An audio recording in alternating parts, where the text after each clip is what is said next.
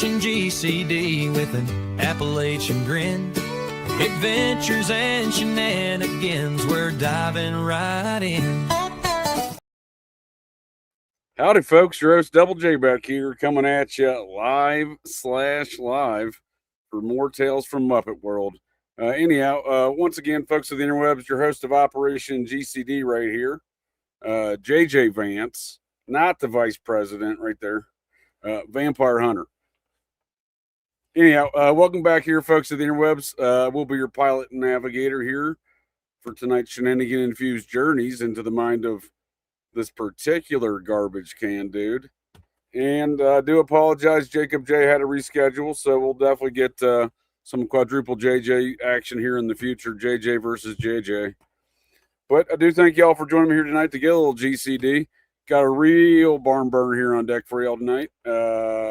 Phil Z, special agent of the Dewey Decimal System.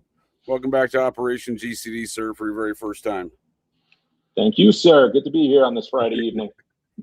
Absolutely. I appreciate you joining me on late notice, and always enjoy the conversation and discourse. So, buying mayonnaise, sir. Buy mayonnaise now. Stock up on mayonnaise. Yep. See, Gerald all knows what I'm talking about. All cases of mayonnaise. Support your local science store. So, we were talking a little bit about some new books and some Hollywood stuff, and you just blew up my brain hole, sir, already in this discussion. I had no idea there was hatchet murders at Frank Lloyd Wright's childhood home. Yeah, no, I mean, like I said, just getting into it. So, it's early, but I like it. It's interesting. It's one of those books, like, I kind of have to budget my time because I'm like I said, reading one thing or another, but I'm like, I can't wait to kind of get into it more. I just finished before then, what was it? Hollywood versus Nazis, talking about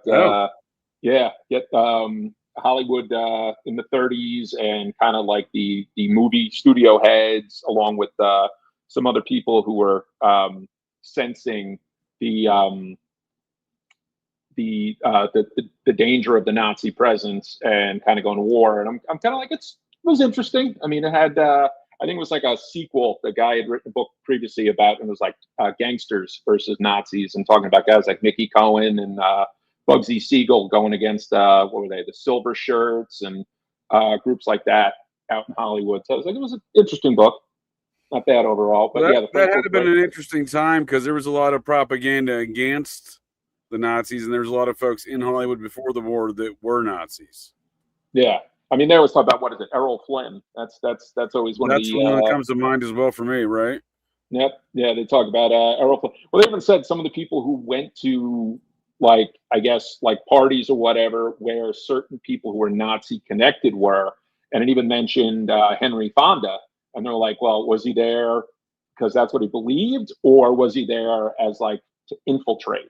And I was like, well, that's interesting. I said, it would look really bad for, Hanoi Jane's dad to, who was known for being very much a liberal himself, being there for that. But I said, who knows? I mean, it's the same thing. Like, I guarantee they'd want, certain people on the left would want it to be like, no, he was infiltrating, as opposed to like if someone on the right was going, in that direction. But I said, that's politics. It's a shit show. But yeah, no, it was an interesting book. The Frank Lloyd Wright book looks very good. Like I said, the author, it was interesting material, and it was funny enough as I'm like looking through it, I see praise from his other books, and one of my reviews was in there, so it was kind of nice to see. And I was like, holy shit! I like looked just to make sure, and I was like, wow, this book came out 4 years ago. I'm like, that's how quick time flies. I literally do not think it was 4 years ago when I read that book. So, that's cool. It's crazy. You saw your review there. Yeah, that's awesome. That's fun, and as long as it wasn't butchered, because every now and then it gets and you're like, I didn't write that. I said, I know what I wrote. Who's this asshole writing this review? As long as it's not that, right? Yeah, I'm like, I definitely didn't write that. That makes me look way too smart. Put it back. I don't want that. Well, I mean, it is interesting during that time because the early studio heads were, they were Jewish men. Yeah, and a lot of times would further Americanize their names and whatnot. I mean, obviously some were exactly as they were when they came. whatever. It was Ellis Island. Ellis Island used, a lot of people who came over, like, I'm sure my ancestors, they made them change their name in one way or another. But yeah, no, it was, the studios either wanted to fight it head on, or some would just be like, you know what, we're still out in Europe. Maybe let's not rock the boat. They do say, in terms of not even the studio heads, it was a guy named, I'm trying to remember his name now, Lewis something, but he was one of the head guys. He was a lawyer. It was like kind of like almost like an ACLU type of guy early on, wound up going against, the local, Nazi either sympathizers or were basically Nazis. He went and kind of had like agents infiltrate these groups, and I don't pull on Shabbos. But yeah, he and a lot of them were actually not Jewish. They were Gentile, who went in and would infiltrate, and sometimes they'd even be of German descent and would report back. And a few of these people actually got killed, when they got found out. And it's funny because I think of in the first, what wound up being the James Ellroy's prequel to his LA Quartet is the early 40s, and talks about people being radicalized by Father Coughlin, who was this supposed to be this benevolent radio preacher, but he was a priest. But then, he went from being like an FDR kind of proponent to calling him like, I think he was calling him like Franklin Rosenfeld, and he went like full hard. Rosen. Yeah, basically, yeah, that's what Franklin Rosen. He turned full hardcore, like anti-Semite, and just like, inflammatory sort of rhetoric. Because outside of like Joe Kennedy and Howard Hughes, a lot of those early studio heads and execs were all, and a lot of the later ones. Yeah. Well, we're all Jewish men. They said at one point, like, like they knew that they ran Hollywood. Well, I saw an interesting line. Yeah, this is kind of crazy. Later in the 70s, I'm reading a book about the making of the movie Network, and it's called Mad as Hell. And they talk about the screenwriter, Patty Chayefsky, who was he was Jewish, but a very, very talented writer. But he was talking about, I guess for the female lead in Network, and he was talking to Sidney Lumet, and he's like, what about Vanessa Redgrave? Well, Vanessa Redgrave was known for being on the Palestinian side. It's like, nope, not her, and for whatever reason, and never. And when he's like, it's not blacklisted when we do it to a Gentile. Oh, interesting. Yeah, I was like, oh, okay. I said that's convenient, right? Real convenient. I said that's kind of a dickhead move, but I said whatever. I said it was his movie in the end, but I said I've never even seen Network. I've heard good things, but I like a lot of the stuff about it. So yeah, I've never been compelled to watch it. I'm familiar with the infamous, monologue there. I think it's towards the end of the film, right? Well, the Mad as Hell thing, I think, actually comes, midway, because the whole thing, the story of it is Howard Beale, who's this, this network anchor, is told he's fired. And at first he says, 1 week from now, I'm going to kill myself. Right. And like people start getting drawn into it. And then later he gives us, I'm mad as hell. He's like, you need to get mad. I'm mad as hell. I'm not going to take it anymore. And people are like yelling it out on, on balconies and everything. The movie is known for having really good monologues, because Ned Beatty, who wasn't even the first choice for his role, is like a network head, and he gives like a great stirring speech to the Howard Beale character. And they said Patty Chayefsky like labored over the screenplay and really kind of wanted the characters to embody his roles. And yes, they talk about Christine Chubbuck and whether her. Yeah, I was going to say this happened right before that, right? Was this the inspiration for that film? They said no, even though network anchor shooting herself on air does apparently come up in the written margins of the screenplay. So I think there was an influence, but nothing that Chayefsky ever admitted to. And it's funny, I did get the movie. They made a movie about this with Rebecca Hall. Rebecca Hall and Michael C. Hall, and it's supposed to be good. The preview looked good for it. Yeah, I mean, this is a pretty disturbing event. I remember I've never seen Network, but I remember after learning about it that I remember this event happened. But, as far as these kind of new age of false flags, I often wonder if some of these incidents shouldn't be looked at through in the same kind of purview to see if there's any validity to these things being real or not. Yeah. And speaking of things being real or not, sir, I want to thank you again for joining me here tonight to get a little GCD. I want to thank you folks of the interwebs, and I want to thank my favorite guests for joining me here tonight to get a little GCD.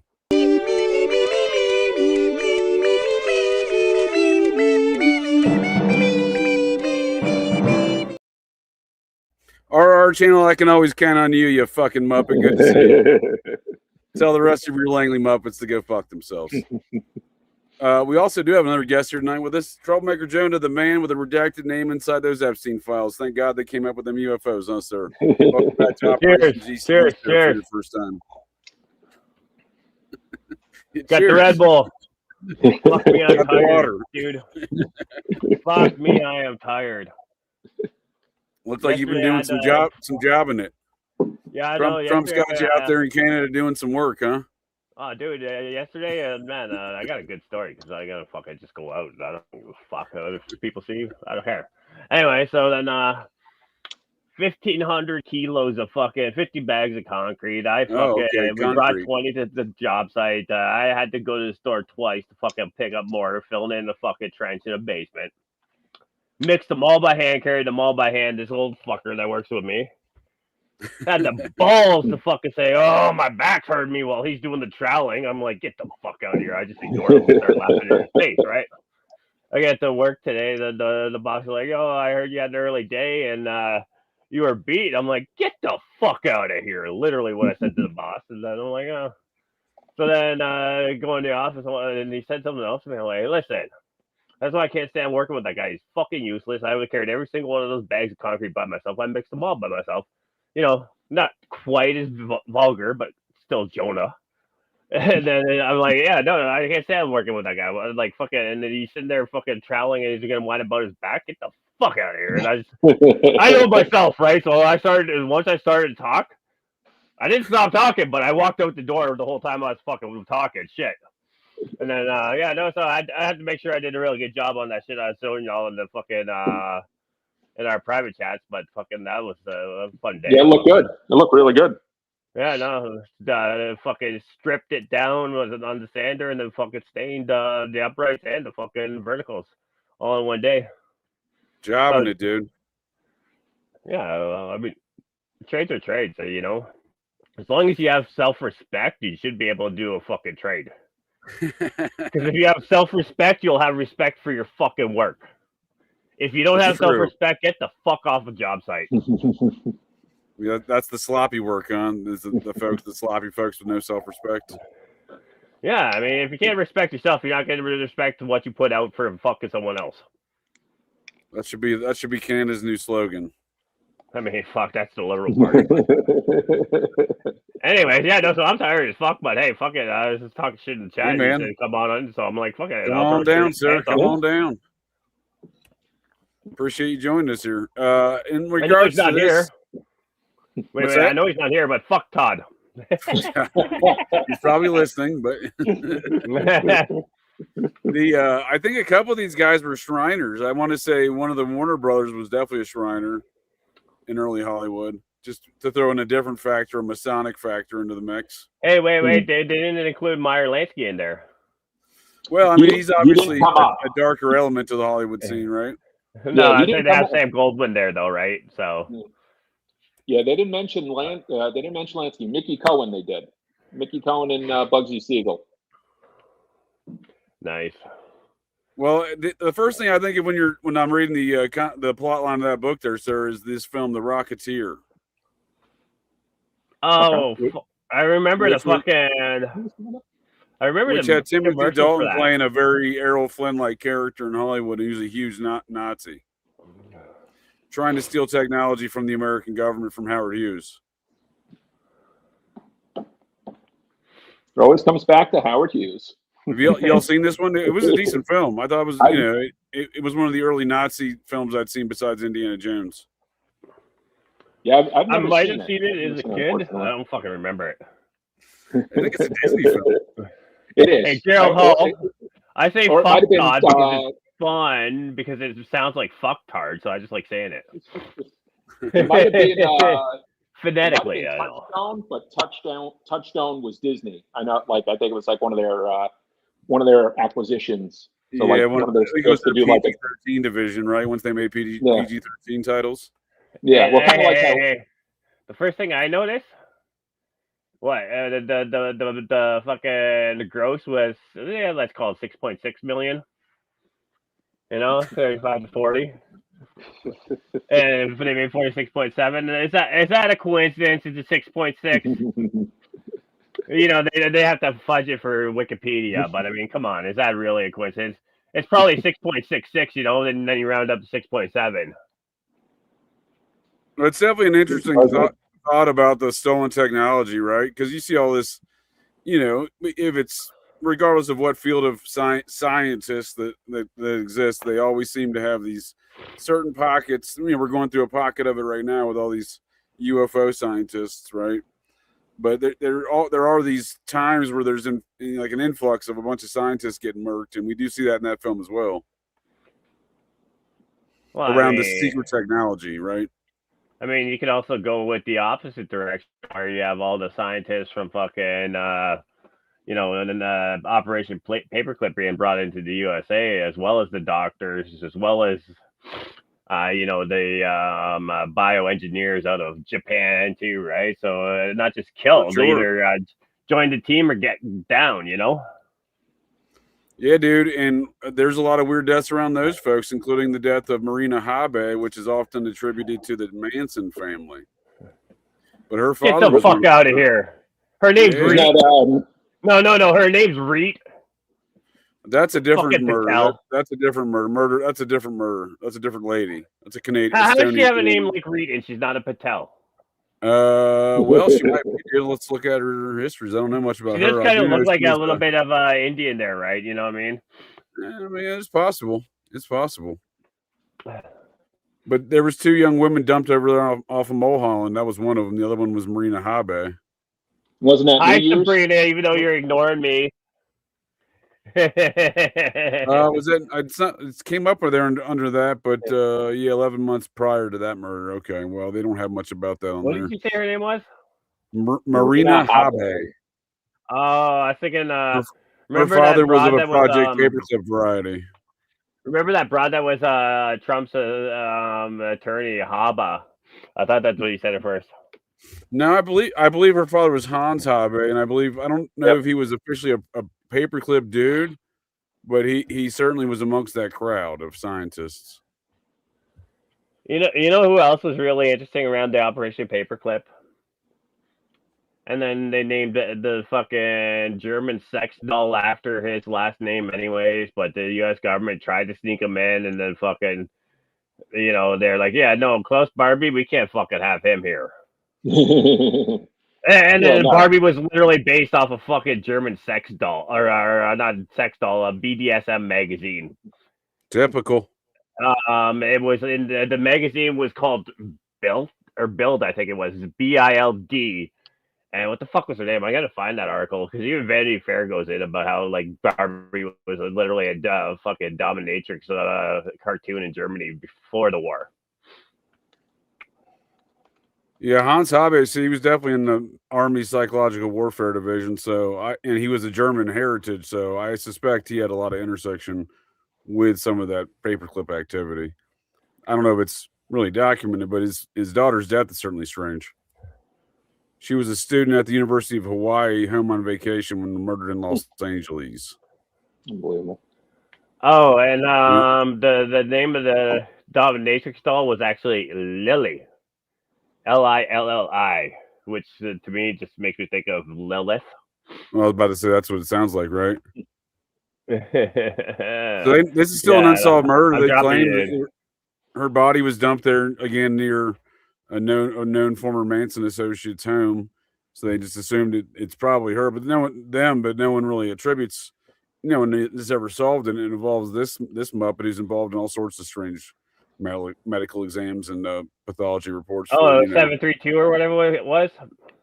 Noguchi, dude. Noguchi's involved in so many autopsies and pathology reports, dude. Look at all this stuff. John Belushi, David Jansen, Janis Joplin, RFK, Marilyn Monroe, Sharon Tate, Natalie Wood. Doesn't he go back to 732 with the fucking Japanese army? He might, dude. I don't know when he came to America.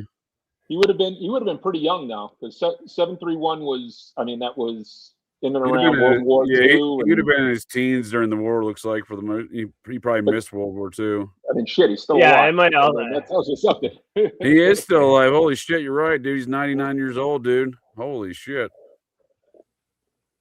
Kind of looks it, I guess. But he's been involved in all sorts. I mean, he's the one who was, raising a lot of the questions around the. Here we go. Noguchi's autopsy of Senator R.F. Kennedy concluded that the fatal shot was fired into the back of Kennedy's head behind the right ear at an upward angle and from a distance no more than half an inch to 3 inches. That finding has given rise to conspiracy theories regarding the assassination, as no witnesses reported seeing the convicted assassin double Sirhan any closer than 2 feet from Kennedy or in a position to fire such a shot from behind him. So okay, so that guy. What do they list his father's name as, though? Hideo? Noguchi, dude? Yeah. Who's his daddy? What does he do? I don't know. Because according to, because I looked it up. According to fucking Gemini, so Google's fucking retarded AI, artificial intelligence, which is not intelligent at all. The query links Unit 731, the notorious Japanese Biological Chemical Warfare Research Center from World War II, with Noguchi referred to Dr. Hideo Noguchi, a famous Japanese bacteriologist. I told you that name that is directly fucking linked to it. So he was with Unit 731 researchers like the Okamoto? What the fuck kind of word is that? Team studying tuberculosis used Noguchi's earlier groundbreaking techniques to force spirochetes and bacteria to multiply on special culture jellies. Now, the other thing that's really Shiro Ishii was the other guy. The other thing that's really interesting about I think that's Japanese. An interesting topic with the Unit 731, right?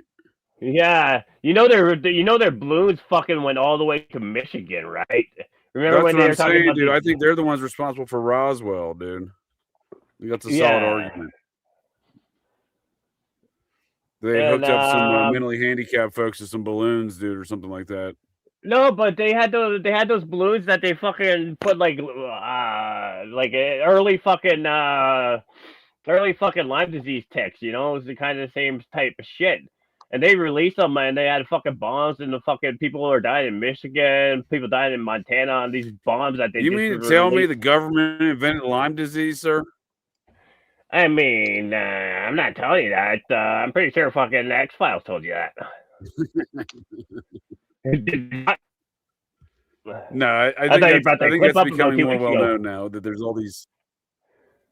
Well, and it's important to know that it's not only the American version of it; it is the Japanese version, or the German Nazi version of these same activities. These are basically the Japanese Nazis, the human experimentation, the biological warfare unit of the Japanese army.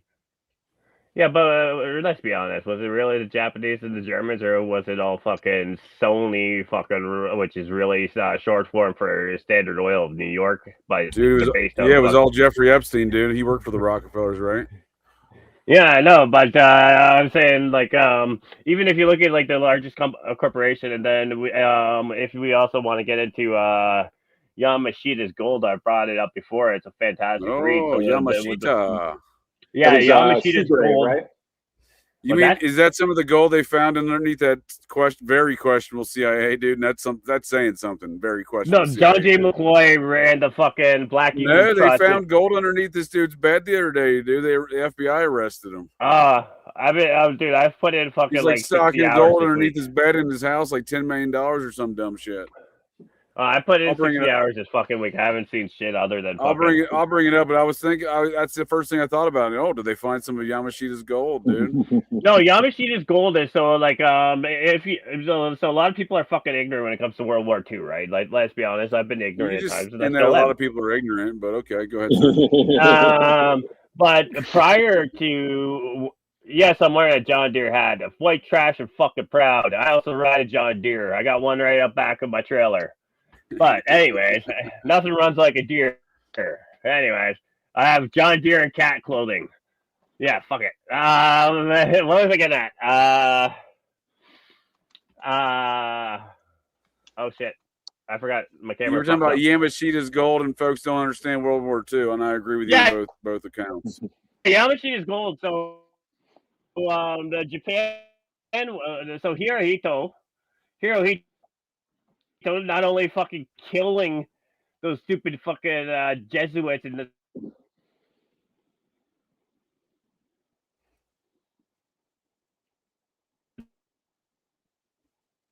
Japanese got him. I was about to say, did I cut out? I didn't know what's going on. I was on a different screen, dude. I just got back. What's going on? Did Joni cut out? Oh, shoot. Okay. He's got that Canadian Wi-Fi going. Yamashita got him. Yamashita's ghost, dude. Did you see that incident I'm talking about with the CIA? Yeah, what is it? 20 million in gold, something like that. Was it 20 million? Okay, I didn't remember all the details. I briefly read some of the indictment. Yeah, I mean, it sounds interesting. Yeah, I definitely would want to know more. But yeah, when it comes to, and I think some were saying there's questions if he's CIA, but then again, that could just be them denying him. You know, I mean. Well, that's exactly what they did, right? They immediately denied him because they kept referring to him as a senior executive from an Eastern District of Virginia, federal agency. Like, all right, guys. Yeah. All right, Muppets. Yeah. Well, I mean, it's. I mean. I think it was Alan Dulles when he was on the Warren Commission when the question came up if Oswald was an informant for the FBI, and he's like, and the CIA is like, our practice is we would never admit it.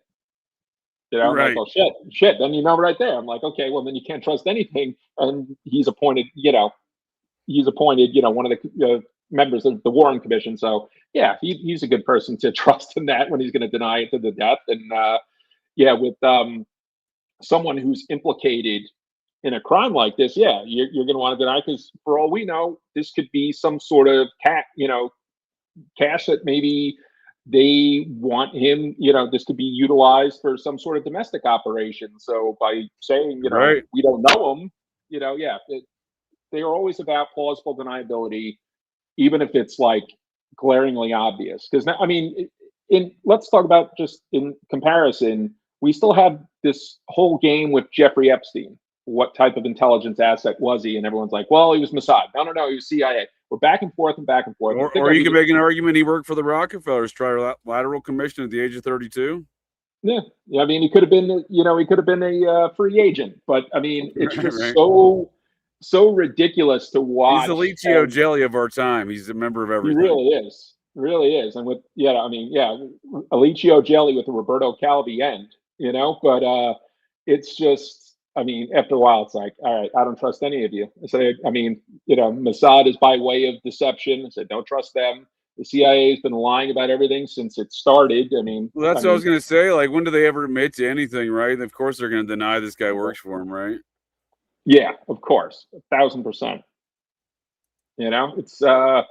It's anything that makes them look bad. They're going to want to just pretty much put miles distance between him and the agency. It's the way J. Edgar Hoover used to be. If there was any chance that you would embarrass the agency, well, I mean, the Bureau, there was a good chance you were either being shipped to like a one-man office in like, Idaho or Wyoming, or they were just going to cast you aside. And in the CIA's case, well, not only do you have just saying, okay, we deny any sort of, that we employ him for anything. Well, you have their assets in the media who could be like, yeah, no, this guy's, he's a con artist. And that's their favorite trope is the con artist or someone who's just like a professional liar. And you only find out anything to discredit someone's character, right? Yeah. I mean, well, character assassination first before you move on to the next step. So the extreme prejudice step. I think in this case, I don't think the CIA nowadays is as smart as it once was. I think you're seeing just a I lot of. agree with you. I'm not sure that they were ever smart, but they're definitely not smarter today than they were yesterday. Yeah. I mean, I think you had. I mean, you're not getting the Yale minds. You're not getting the Yales and Harvards. Now you're getting guys who we see their DEI principles, right? They were making YouTube recruitment videos and like, oh, we're hiring retarded people. I'm like, wait a second. Yeah, they're working with Bert Kreischer for all we know, you know, the dumbasses. Yep. Joan is back. Good to see you, sir. Oh, Jacob J, other JJ, welcome. Well, I don't know what's going on here. Hey, there you are. Well, other JJ, welcome to the show, sir. Howdy, sir. We're talking about Nazis, human experimentation, you know, the usual Muppetry. Oh, yeah. Gold. Talking about CIA gold. Oh, CIA gold. Yeah, dude. Yes. Oh, so I was getting into that. Yeah. So great book is Sterling Seagrave. It's called American Gold Warriors. Phil's probably read it. It has a ton I've heard of it, documents. No, that's shy. I was about to say you're right. Phil So- probably has read it. What's it called? Sterling Seagrave. It's America's Gold Warriors. So it's it goes Gold Warriors, America's Secret Recovery of Yamashita's Gold. So basically, Hirohito's family had conquered all of Asia from like about 1890, 1880 through the start of or the end of World War II, right? They're fucking they were the fucking or the king start of of World War fucking, III, or one the of the two, emperor whichever way you look at it. Philippines, of China, a bunch of other fucking places. So when they started to fucking collapse at the end of the war, they had hid all of their fucking gold in the Philippines and all booby trapped the shit out of it, right? So the amount of gold that they had stole, allegedly, again, too, there's a lot of documentation as far as alleged proofs in that book, but you know, I believe everything that's printed by like a fucking printing house? Probably not. So at the end of the day, though, they do say that the amount of gold that Japanese had pilfered was greater than all of the gold stolen by the Nazis, which no one talks about. That's also what funded the. Well, that's not true. It was the plot line of Die Hard 3, sir. The Nazi gold. And that's how they also controlled all the Japanese businesses since the end of the war. But you know, again, too, what I was saying is, you know, who was the guy who was in charge of all the found gold? Good old John J. McCloy, another JJ for you two. Oh, that son of a bitch. McCloy, I'm not going to let him the out. Black Eagle Trust. Damn sure. Black Eagle Trust. So he was the one who started that, but he was also the first president of the IMF, you know, International. No, the World Bank. Which one? What? The imp. The World Bank, and that was after he oversaw part of post-war Germany. Yeah, he was the Grand Chancellor of Germany after the war when he returned all of Krupp's money to him. And you know, so it's really interesting that way. I do recommend that book. It's a great book. Anyone, again, too, if you're like me and you just work too much and you listen to books while you work because you don't really have time to sit down and read. Ocean PDF does have it. You know, I'll drop it in our chat, and then if you want to throw it in the link for everyone there, because like I say, I just have a tech app because I fucking work like 60 hours every week, if not more. So I listen to books while I work. Justin Trudeau appreciates that. My sanity Castro's son. My sanity appreciates it. I'm just saying. This is me when I'm calm and tame from fucking doing 60 hours of work. When I'm not, I'm kind of all up on the walls. Did you see some news muppet was asking Castro's daughter whether or not Justin Trudeau was her half brother, and she got real dodgy about it? No, she was not going to ask him about that. But she did say that if you know, he's welcome to come down anytime. So I will comment on Gerald Hall's comment. No, when I was doing blow regularly, I was doing like 100 hours a week. 120. Like, I mean, I was working bouncing. I was working an office job and then still doing a little construction on the side. So, I mean, I've always stayed busy. It's a trade-off, sir. It's a trade-off. I was going to ask you were Lansdale's involved in the mix, but it always seems to come back to missing gold in all of these tales. We even get missing gold from the first Iraq skirmish, right? Desert Storm. Hey, JJ, be quiet. Hey, we're the monkeys. You were in the Baghdad Museum. Be quiet. I was not, sir. I was in the Air Force though before I went to Iraqistan. This film came out, and I was after I joined the Air Force here. Three Kings. And the plot line of this is, y'all remember this one? Yeah. We get George Clooney, Mark Wahlberg, Ice Cube, Spike Jonze, Jamie Kennedy, dude. Yeah, but Jay, you're young. You're young. This movie might be as old as you. They go in there and steal. I'm not that fucking young. Major Archie Gates, U.S. Army Special Forces, typical. They go in and steal a bunch of the Saddam gold.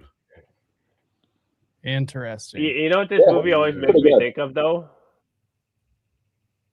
Hey, this movie always makes me think of the other fantastic Mark Wahlberg movie called Four Brothers. Oh, I don't know if I've seen that one. I've heard of it. I know what you're talking about. I mean, Mark Wahlberg's made a lot of. First of all, he saved us from 9/11. Secondly, he's made a lot of good films. Four Brothers was like Tyrese, or I think it was, and then they're fucking in Detroit and they're robbing people and shit. It's fucking great. I mean, the man brought us Marky Mark and the Funky Butch, and then had an acting career. What else do you? Yeah, did he beat bitches too? He was involved in hate crime. I think that's right. He beats the shit out of some dudes at a gas station, right, or something like that, right? Yeah. Hey, I mean, apparently, like how when certain actors had to do porn before they hit the limelight, certain people like John Hamm had to torture someone in his fraternity, and Mark Wahlberg. He did. Hate crime, and But wait. That John Hamm shit's disturbing, dude. That John Hamm shit's real disturbing. According to the records, there he grabbed a dude with the claw of a hammer, drug him back by his scrotum, and then lit him on fire. But can I interrupt for a minute and say, is it really a hate crime? I don't know where the prank is. Hey, can I interrupt for a minute and say, is it really a hate crime, or is it just a Southie being a Southie? Well, there you go. A little bit of both. I never seen Four Brothers, but it does star. It stars one of my favorite ancient alien cargo cultists, Andre Benjamin. Andre 3000. Yeah, I've never seen it. But a John Singleton movie. There you go. I like John Singleton. Hey, Gerald Hall is saying it sucks. I mean, maybe I just like it because it's also fucking like based in this whole area, Detroit, fucking Toronto, and Hamilton. Shout out to Jeff M in the chat who said he grew up in Hamilton. Oh, it's got one of our most esteemed scholars of our time, Terrence Howard, dude. He solved every math riddle known to man, dude. I've seen it. You guys seen that on Joe Rogan, dude? He solved every mystery of the universe. Hey, wait. The Wahlburgers. He's the one who cured Magic Johnson's AIDS. Now, Magic Johnson cured his own AIDS by selling off his son to be trans, dude. That's how he cured it.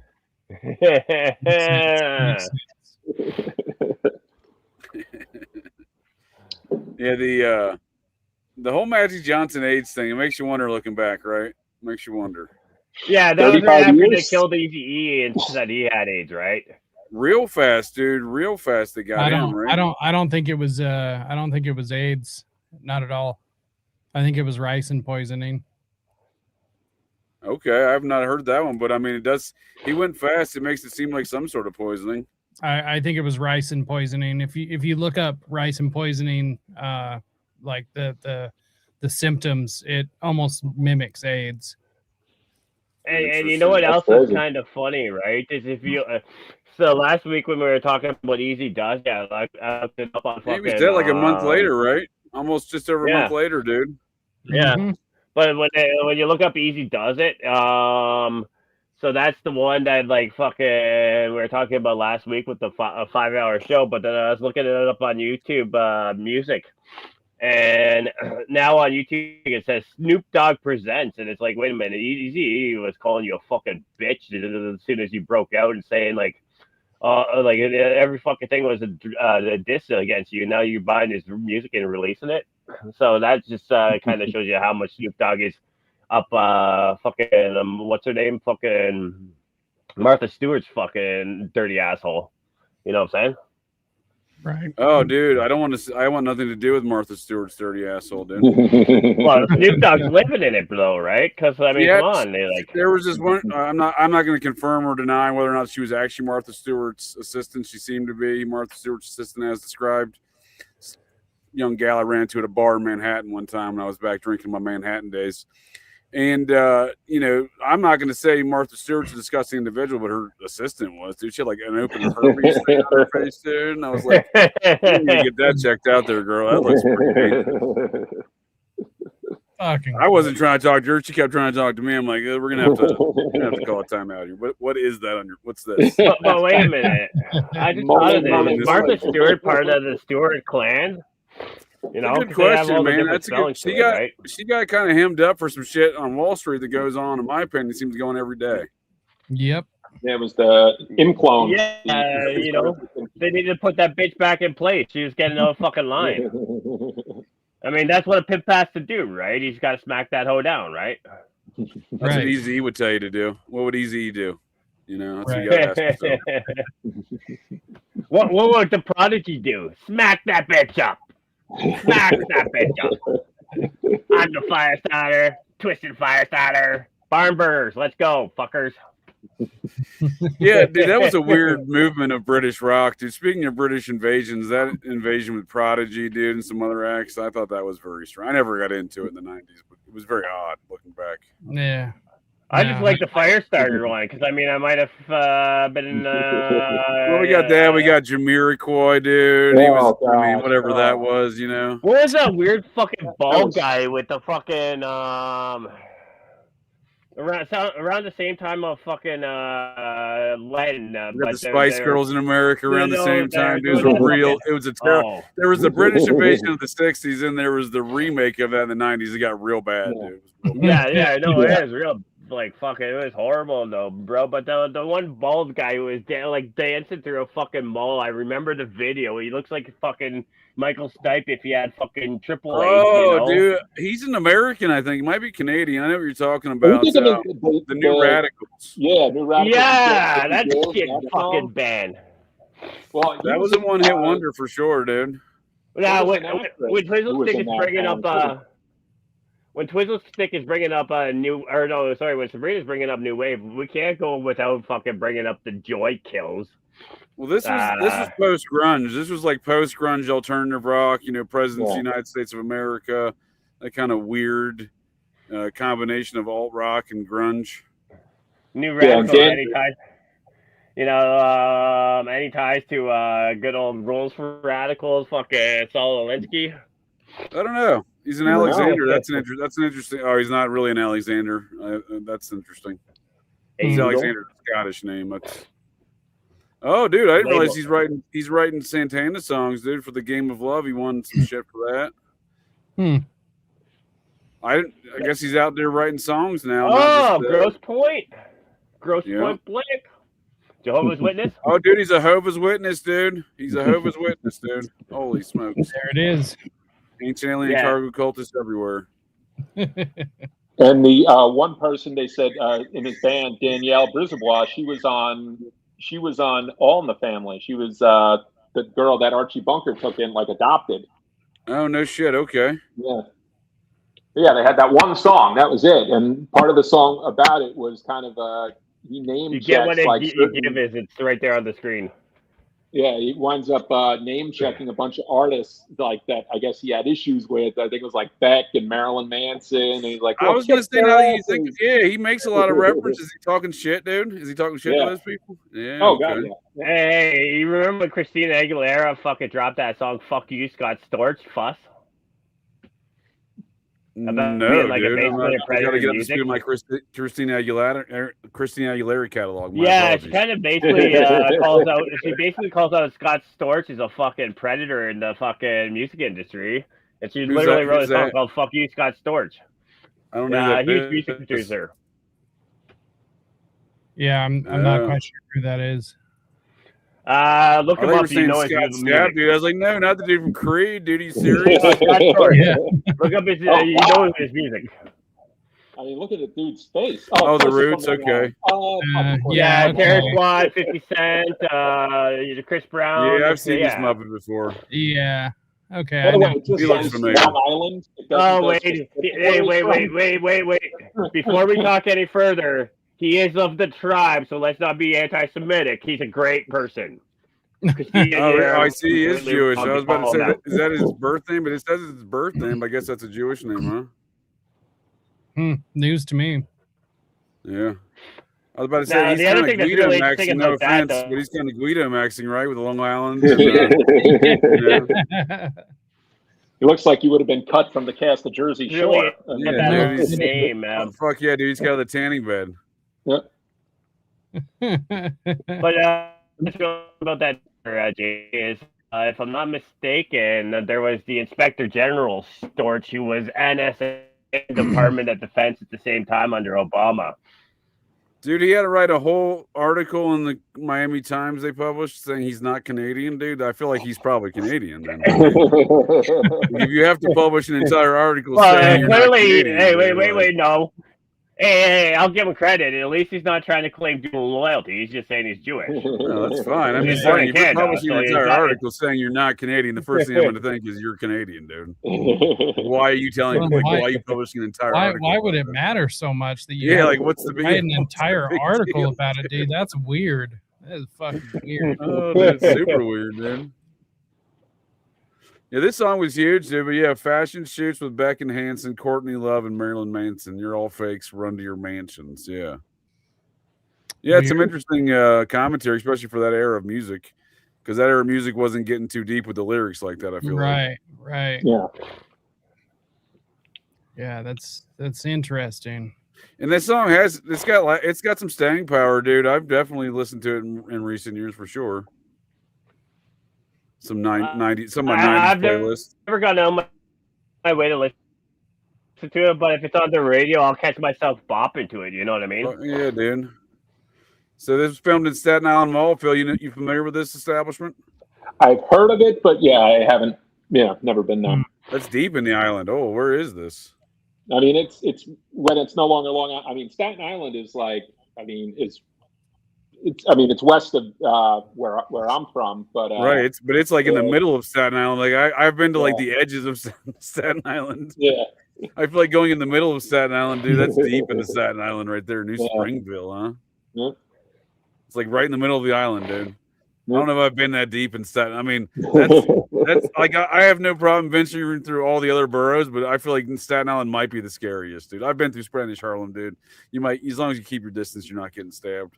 I've been to the Bronx outside the old Yankee Stadium, dude, in Red Sox gear, dude, because I grew up as a Red Sox fan, and but I'd prefer to do all those things and go that deep into Staten Island to be quite honest. There could definitely be a Bermuda Triangle of Staten Island. Wouldn't surprise me in the list. Yeah. All the stories I've read about all the Brookhaven and all the Robert de Grimston activities and other cold activities through there, and my experiences in Staten Island. I've been to the edges of Staten Island. I used to go visit my dude in I think Richmond, right there by the Verrazano Bridge. That side of Staten Island. I think Richmond's the Brooklyn side of the bridge, but either way. Whoop!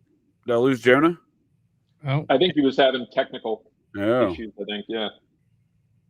But yeah, it's Yamashita's people got him. They're after us, man. I wonder if this mall still in operation, dude? Because most malls are not in operation. Yeah, no. So many are shutting down, and the whole dead mall thing. Big time, dude. Yeah. I don't know. There's this huge one in Cincinnati. It's been empty for 20 years, man. I've still got one of the biggest in America. Malls around us, and over in my area, tons of them are still popping. So, oh shit, yeah, I don't know what the hell's going, but I spoke too soon. They completely demolished this mall I was referring to that used to be at least empty for so many years. Yeah, it was Forest Fair, then it was called Cincinnati Mills on the west side suburbs of Cincinnati. Gone. 1.7 million square foot property, dude. It was huge, dude. One of the biggest malls I've been to for sure. Yeah, the Super Mall opened in 1989. I would say it was right after I moved there, like when it was brand new. Damn, 89? That's kind of late for a mall. Yeah, it was huge, dude. I'm telling you, it's far bigger than any mall in Cincinnati. Yeah, nothing's more depressing than going into a mall and like 3/4 of the places are like closed. Mm-hmm. It's sad. And then the places that are still hanging on, you'll have the food courts where you're really, really, really testing the your stomach's, that's for sure, dude. Intensity for punishments. Do I want to go to the the Annie Ann's that could probably have a pretzel that could be as old as me? Do I go to the bookstore where they possibly have a rare copy of Mein Kampf? I mean, you are really testing a lot of things. Yeah, they've become flea markets, haven't they? All the old storefronts that they just rent them out to like flea market styles, I feel like. Yeah, I mean, when I went to one in Pennsylvania, this was like 8 years ago. I went on a family trip to Hershey, and we went to a mall, and it was funny because like right near it though was like your what's that place? Crap. The not the big like outdoor place, like outdoor gear store, like camping gear. Bellas. Yes, the Bellas. The Bellas. Yeah, so you got a couple of Bass Pro Shops. Huge, yeah. And then then you get into the mall and it's like this half is closed. You can see cobwebs at this point. And then I'm like, hey, there's a bookstore, and I'm getting like good, decent copies of books, but like old school, and like where they write, the discounted price on the inside. Right. And but yeah, it's just so depressing. But yeah, if you're looking for food, you're like, yeah, no, this is probably expired. There's a good chance you are coming away with some disease they have not named yet. Yeah, and, I'm not testing those food courts. My son still likes to go to malls, and he often goes to the bookstores or finds some sort of Pokemon related situations, looking for those kind of things. But I'm telling you, they're all the same. They're all this flea market style. It seems no matter which malls you go to around America, and they all seem to have the same element of the really questionable food court element. And like I said, dude, the malls around me are still popping. All of them are Salt Lake City, they're still going strong. A lot. Well, I feel like there's a lot of there's a lot of consumer. The Mall of Minnesota or Mall of Americas is definitely not the Mall of Somalia, sir. Get it right. Get it right. No Somalians at the Mall of America. Come on. Dude, last time I was there was probably like 2020, I think, or 2019, maybe. Well, no, I think it was like 2021. Anyway, it felt real stabby, dude. Real stabby. My son and I were in and out of the car running, that kind of thing. I mean, there were folks there. I mean, they still have the amusement park inside. It's not quite as they have the comedy fucking inside of it. They're one of the big comedy places, right? In Minneapolis. I forget which one it is though. There's definitely a comedy club in there. It's like that's kind of how that Forest Fair Mall was. It was very much like an amusement park. It's got comedy clubs. It had nightclubs and shit in there. It had laser tag, dude. Watch out for lasers. And then they had the West Edmonton Mall in Canada, which is like the same shit. With that has a fucking cruise ship or a pirate ship in the middle of the fucking mall in a big fucking pond. Yeah. They might as well just bring casinos into the malls at this point, considering casinos kind of starting to Casinos are everywhere, bro. Casinos / paintball, dude. They need to be laser tag or paintball / casinos. And all it's funny because I live in communist Canada, and anyway, so like they opened them all up under OLG, which was a Crown Corporation, which is Ontario Lotto and Gaming Commission. But again, they do the exact same fucking thing that the conservatives in the USA always want to do. Let's open up let's create a bunch of businesses. Then we're gonna privatize it, but it's really just sold off to the corporation at the loss of the fucking taxpayer to get it up and running, right? So it's all just a fucking big scam, and all these fucking retards will be like, "Oh, the government's here to help us," and help you get raped up your asshole. But I mean, well, that's help. They're still helping, right? I mean, they don't even fucking spit on it. Come on. You're inferring they don't need to jam things up each other's folks' butts. I would agree with you on that one. They don't need to do that. Yeah, no, but again, too, I'm saying, like, if you look at like all these socialist countries that all these fucking retards in the USA want to talk about, like Canada, Sweden, all this shit, all they fucking do is they foot the bill under the taxpayer to take the fucking the risk, and once the risk is no longer there, they sell it off as a corporation, and then fucking the taxpayer takes all the loss, and the profit goes to the individuals who were wanting the business anyways, but didn't want to fucking put the risk in. That's basically how every project in America goes down. Sure. Yeah. I mean, that's how Bezos and Musk claim to be the First off, richest men in the world. Sabrina, you're not a retard. You're a wonderful lady. You should be up here too, giving some estrogen on this panel because I got too much fucking testosterone flowing. But I mean, other than that, no, you're not a retard. There are a few in this chat starting with RR. Yeah, I do. I mean, I mean, fuck it. I'm gonna come out and say it. RR's a fucking retarded and Jesuit cocksucker. He is a pole washer of all Jesuit activity. He's always commenting on some Jesuit propaganda, dude. I just like, all right, whatever, dude. There's obviously an element of Jesuits subverting the liberties of America, just like there's a lot of groups working together to do the same Yeah, the thing. Jesuits though too. They're looking into that fucking Saint Ignatius. That's a fucking like the guy that literally allegedly got blown up by a cannonball, and then he was tripping balls and fucking from getting hit by Harry Houdini, dude. Harry Houdini got blown up by a cannonball, dude. But if we go into the whole Jesuits, you know, they want you to believe that all your ancestors were retarded and can't read. But how the fuck did the Bible get passed down for fucking 3,000 years? How the fuck did all these other texts? Sign language. You know, these dirty fucking lines, which I don't even like, but they had Oxford for 800 fucking years, long before the Jesuits allegedly created fucking literacy in Europe. You know, yeah, Cambridge for again. That's another interesting topic. Jacob J, you weren't here on Wednesday, so have you ever heard of the apostles out of fucking Cambridge? The apostles? Yes. No. It's like the solid bones of Cambridge.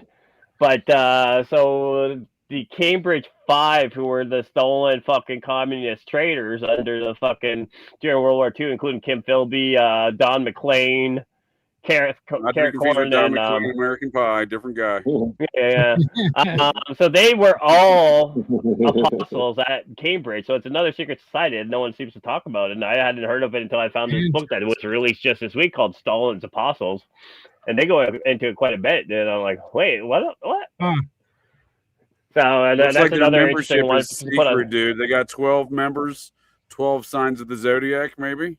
Hey, or Lizzie or Liza, whatever your name is, I can't fucking read that. Sorry. I was working right next to a tree that I was super allergic today, so my eyes are a little swollen. But yeah, no, it's not that sad what's happening to Canada, because if you're like me, who grew up in a broken home and kind of seen it all back in the 70s and 80s, that's exactly what Canada's been directed at since at least Lester B. Pearson was a fucking communist under surveillance by the USA. Fucking commies. You know, he was. So there's reasons to believe, although it's never been proven. But Lester B. Pearson was an agent of the Soviet Union, allegedly, and he was being handled by some. Did we lose him? It's always when he's having a good point. Egypt, if you look into it. But I mean, again, it's one of those things that's never been proven, because he's phone's ringing. I'll be back. Phone's interrupting. I'm on Wi-Fi. Coming to get you, dude. It's Yamashita's goal. Someone had put up about Toronto with their stadium. How about? I mean, there was the Netflix thing about who killed the Montreal Expos, talking about how they hemorrhaged money. Pete Rose did it. Well, they weren't. Their ownership was like a board of people, but only one person could. The MLB only wanted one person to represent ownership, and then when Jeffrey Loria, who was from New York, wound up taking the team. It was Loria. Within a year or two, team was gone. My brother actually went to one of the last games. It was a Met game up in Montreal back in 2004, and it's like, yep, the upper deck completely closed off, and I was like, Damn, that's depressing. Yeah, someone needs to give Jeffrey Lurie an upper decker. That's what needs to happen. That guy's such I went to a few Montreal Expos games at home games because it was the closest stadium to Burlington, Vermont in the summertime. I mean, I went to Fenway upon occasion, but ended up going to more Expos games than Fenway games, I feel like. Well, I think with these owners with baseball teams, football teams. I was just talking to having a conversation about Moneyball a couple days ago, that whole movie, and how I don't think it's going to hold up in time, about things. But these people who run these teams and then like just can't seem to fund them or whatnot, it's like I think it's almost kind of like a bust out operation in certain ways, like a mafia thing where it's it's got to be, right? I don't understand any of these construction projects. Right. Yeah. And the way Steve Cohen's running the Mets right now, who are like about to be the worst team money can buy in terms of, being dead last, the way they're playing. And he wanted a casino project, okayed, which I believe he got the approval on, which is going to be near, not that far from Citi Field.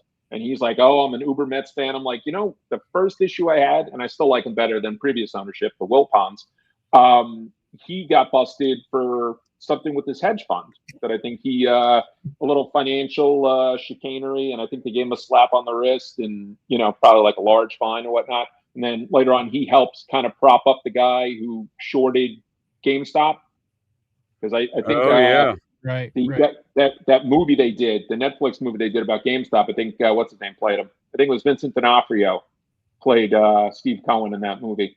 And like it's insane. I mean, to be honest, the Wilpons were involved in construction and financial stuff. I mean, Fred Wilpon helped Bear Stearns construct their last building, and supposedly Bear Stearns might have, kind of screwed him on payment. But then the Wilpons invested a bunch of their money with Bernie Madoff, and the whole thing about them when the Mets were basically like teetering on financial collapse in the late 2000s was because no one ever knew if the Wilpons either made money with Bernie Madoff and would have to pay it back, because there was a whole thing about that. Did people who got money get screwed, and screw over others, or did they lose? Well, they never said anything. They're like, we lost money, but we're not going to say anything. And Bernie Madoff said, you will never get me to say a bad word about Fred Wilpon. Really? Interesting. Yeah. So I said, I think, and meanwhile, at one point, the Mets had to borrow from Major League Baseball to make payroll. And they weren't forced to sell the team, as opposed to the Dodgers, who the husband and wife. Phil, can I interrupt you briefly? Because I've seen retarded rapist channel is fucking making comments, if JJ can bring that up. Because he's so fucking retarded that he doesn't understand that the point he's trying to make actually elaborates the point that I've been making, that the Jesuits were picking Nagasaki as revenge on Hirohito, because the fucking Jesuit church was not active at the fucking time. But I mean, let's just be honest. That just kind of indicates, it's a direct hit on the Jesuits. First off, it's a nuke. How the fuck can they determine it's a direct hit? Well, nukes aren't real, to be fair. Nukes, let's call it a firebombing. Can we call it a firebombing? It was really hydrogen, because you see the retarded fucking babies over there yet? No. Oh wait, they don't have the retarded babies like in Chernobyl and fucking. I think you're talking about Gary, Indiana, sir, where the retarded babies were blown out. Gary, Indiana, not Nagasaki. I mean, but wait. This fucking idiot over here thinks that the Americans took a direct hit at the fucking Jesuits, intentional, instead of like, hey, the Jesuits were fucking going after their own fucking building. But I mean, he's using his Jesuit magic, dude, to get into your brain hole, sir. He's not getting in my brain hole. I'm just pointing out how fucking retarded he is. I get excited. I'm glad you told a Mets story there, Phil, because I got a no, disregard. What were you saying, Jonah? Oh, I said he's not getting in my nerves. I'm just having fun with how fucking retarded the guy is.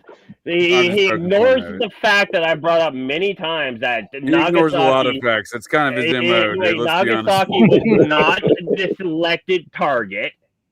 And what it was is they claimed that it was a diversion because of a fucking typhoon. That, if you look into the whole story, they claim it was a diversion, that it was due to a typhoon but they diverted into the fucking typhoon going back towards Hiroshima. And so none of the fucking they were there to help, sir. It went south. They were there to help.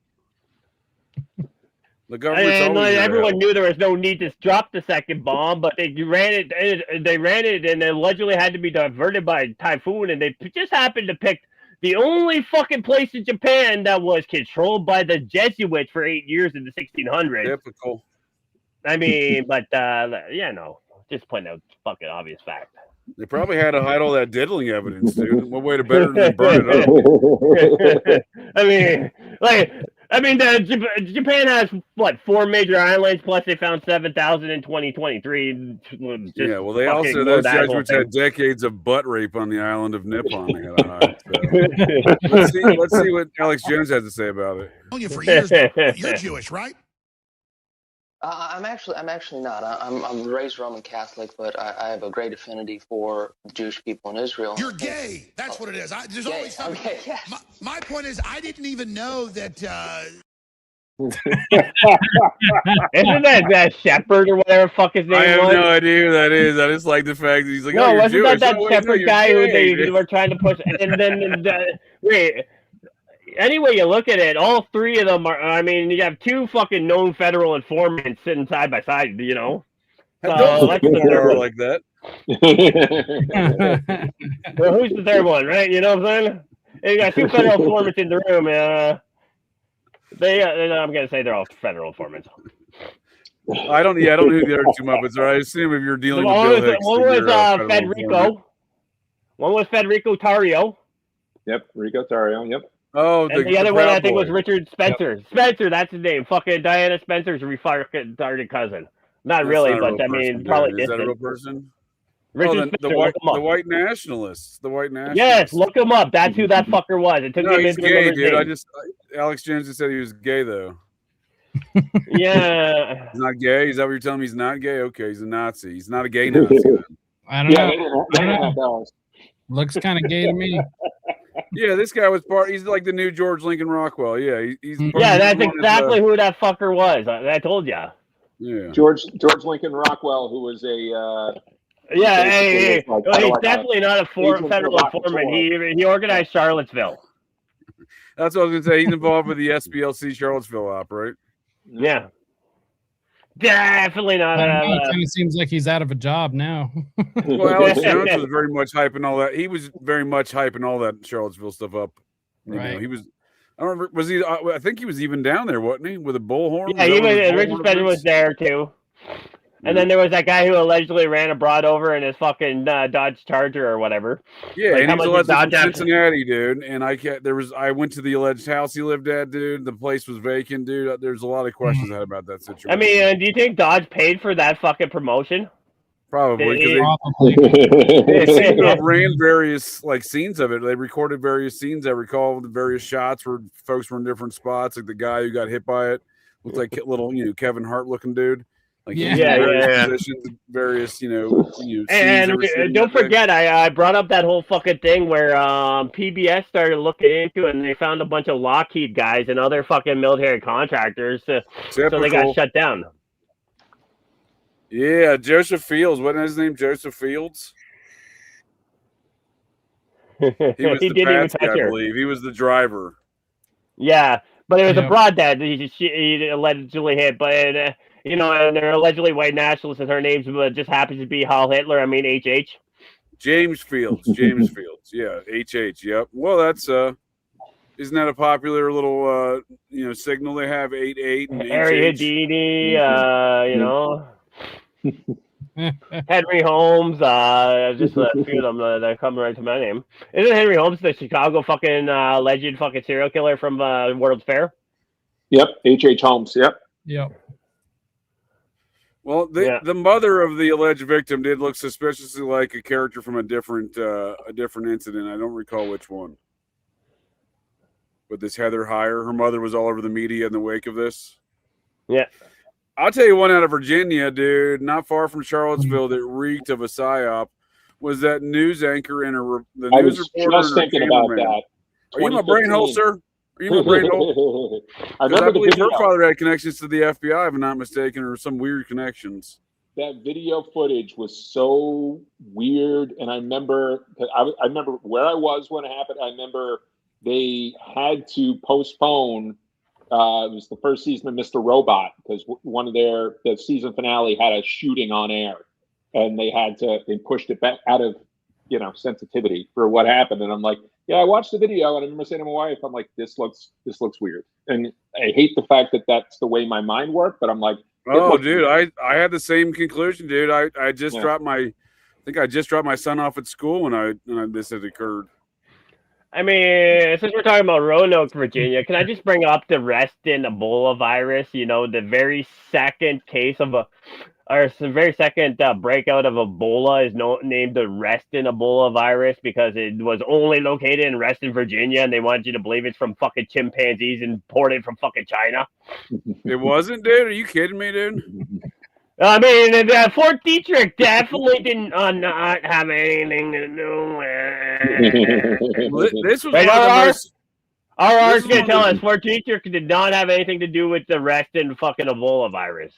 Well, we'll look at that and say I'm not familiar with that one specifically, but this was one of the strangest events, dude, in more recent years, dude.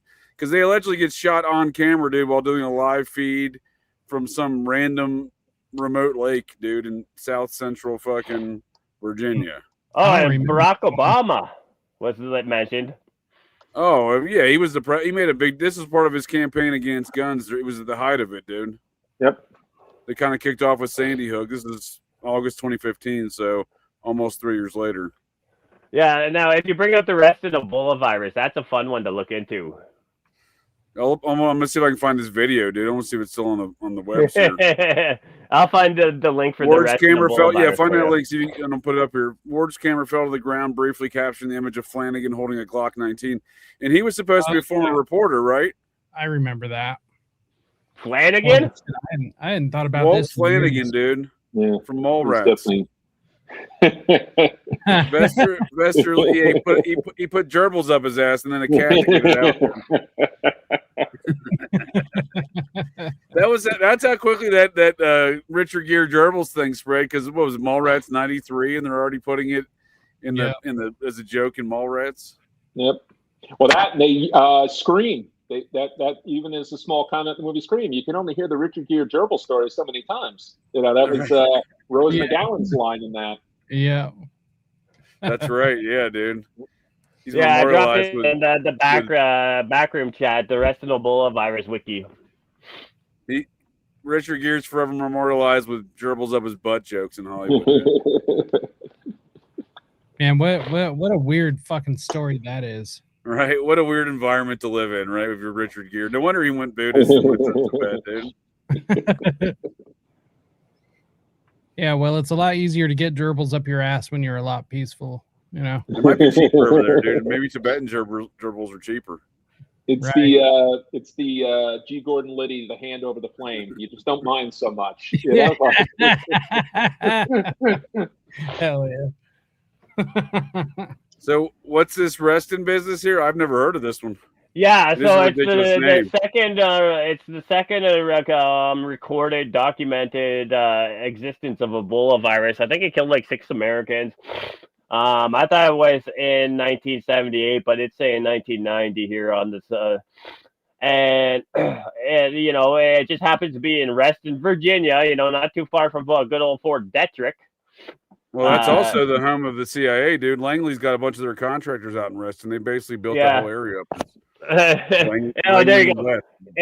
So it was discovered in crab-eating macaques. Macaque has crabs, you know, crab eating. Yeah, we get the fuck out of here with that one. But imported by Hazelton Laboratories. Monkeys, huh, dude? How dare they, dude? How dare they? Yeah. And the whole thing is, you know, like there's the fucking there's a total of 6 I think it's a total of 6 different strains of Ebola virus. 5 of them come out of Africa, with the Bill and Melinda Gates maybe tied to some of them, but allegedly Bill Gates would never do that. So but then you get the Reston, Virginia one, and it's like, oh, okay, cool. Like, why is the one in Reston? Yep, there we go, right there, the hot zone. Yeah, I was about to say, a lot of this sounds like that, right? Okay, but Richard Preston's book, The Hot Zone. I remember that book. Book scary as hell. Good book. That and I think I found that through Dr. Mary's monkey. That was about what's her name? It was Mary Sherman, who was a doctor down in New Orleans, who was connected, they said, tangentially to the Kennedy assassination. Who died in '64. They found her stabbed in, I believe, in the chest, but her arm was burnt off, and they found her in her apartment.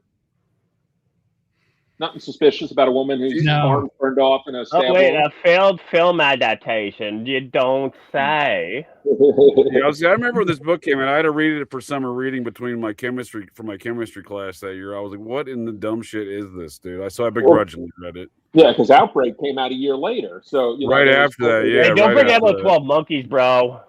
Hey, what are you talking about? That's coming up here on Time Travel Month here on an occult and esoteric film review here in Operation GCD. Well, we better be doing fucking Hot Tub Time Machine because I watched that shit. And I'm drinking the Chernobyl right now. I spoke to the research department, sir, and my Muppets at the research department said it's going to be 12 Monkeys next week. Brad Pitt, Bruce Willis, Time Travel. Okay. I might have time to watch the movie. I don't know about the television show, so I hope you're not talking the TV show. No, definitely the film. Really, there's still a monkey roaming around out there. If anyone our channel? No, not that monkey. An actual lab monkey that was never caught. What, the Pennsylvania ones, or the ones that fucking flipped on the highway? Or were those the same ones? There were several of them that flipped on the highway, but one of the last big trucks that wrecked out on the freeway, they never caught the last monkey. Yeah, just like they never figured out what happened in East Palestine. Right. Yeah. That kind of went away real fast, like a whole fucking train exploding in. Oh, dude. But so that was a terrorist incident for sure. That and Conyers, the thing in Conyers, Georgia, with the what was it, the chlorine or something? I think it wound up the chlorine went missing, an entire fucking tanker of that shit. Yep, and then one of the guys who was I think they took that to make some street pharmaceuticals, because there are certain ones that the chlorine is used in the processing, but I forget which one. Well, there's an entire. What do you got for me? What are you talking? What kind of there's an entire tanker missing of farming grade. What is it? Ammonium nitrate. Who gives a fuck about the Anfo bombs? If you're retarded, you give a shit about that when Guy Fieri, dude, the mayor of Flavortown, has lost trucks of tequila, dude. That's the most important national. No. What I was gonna say though is he definitely didn't have money to the mob. They definitely didn't break his legs and beat him up and take his whiskey. Anyone who looks into like an actual Anfo bomb, like the 1993 IRA attack on Londonderry or Derryshire or whatever it is, and sees what an actual Anfo bomb does. I'm not saying it's harmless, but it's definitely not what fucking happened in Oklahoma City. It's also no flavor bomb, sir. But you can flavor bomb. If anyone has ever played around with ammonium nitrate, you can definitely fuck some shit up. So but not like an entire fucking building. Yeah, but an entire train car missing of it, that's not nothing. It depends on how much bleach Guy Fieri uses on his hair. And on that note, we're going to take a quick word from our sponsors.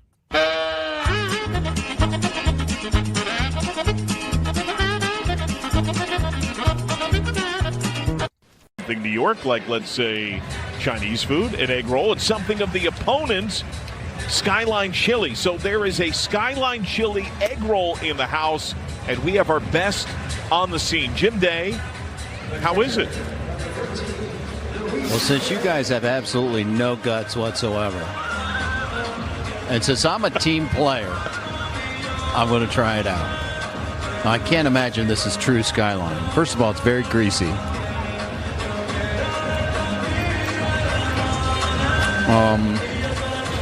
That's not the world's most ringing endorsement when it opens with a long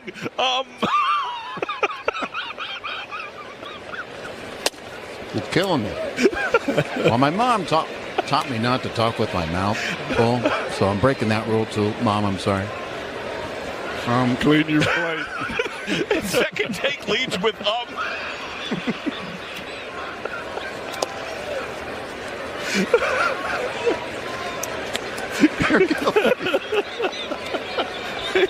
He's speechless.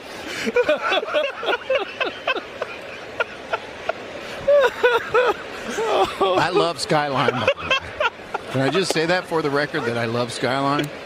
We all do. Oh, God. I'm going to give it one more try because I kind of got the edge of it. So we'll get deep into it. You're eating it like pizza all the way up to the crust of the one side.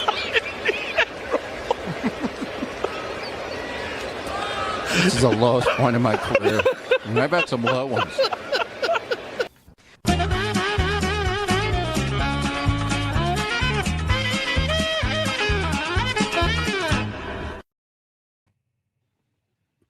Hey, you know what that reminded me of? If any of you guys ever watched Story Wars with Luis J. Gomez and Big J from Legion of Skanks, earlier this week they had one of the Storage Wars, dude. Story Wars. Oh. Earlier this week they had one where the guy's like, "Yo, no, the first time I smelled pussy, it wasn't. I wasn't as impressed or whatever, or something like that."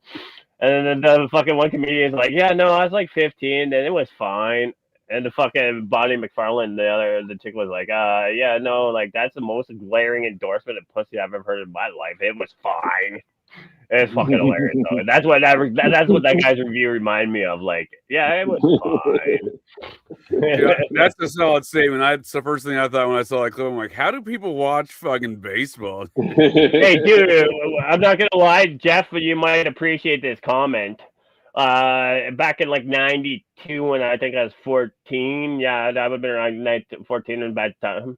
I was living in Montreal at the time, so I used to take the fucking metro down to Olympic Stadium. $2 for the fucking entry to the game and $2 for a fucking 20-ounce beer in the bleachers, bro. At 14, they sell you. Not today, sure. Not today, sir. It'll be $35 for that Skyline fucking egg roll, dude. $35 plus tip. Fuck yeah, dude. I mean, it's $20+ for a 16-ounce beer, I think. I mean, it's pretty insane. Don't get me wrong.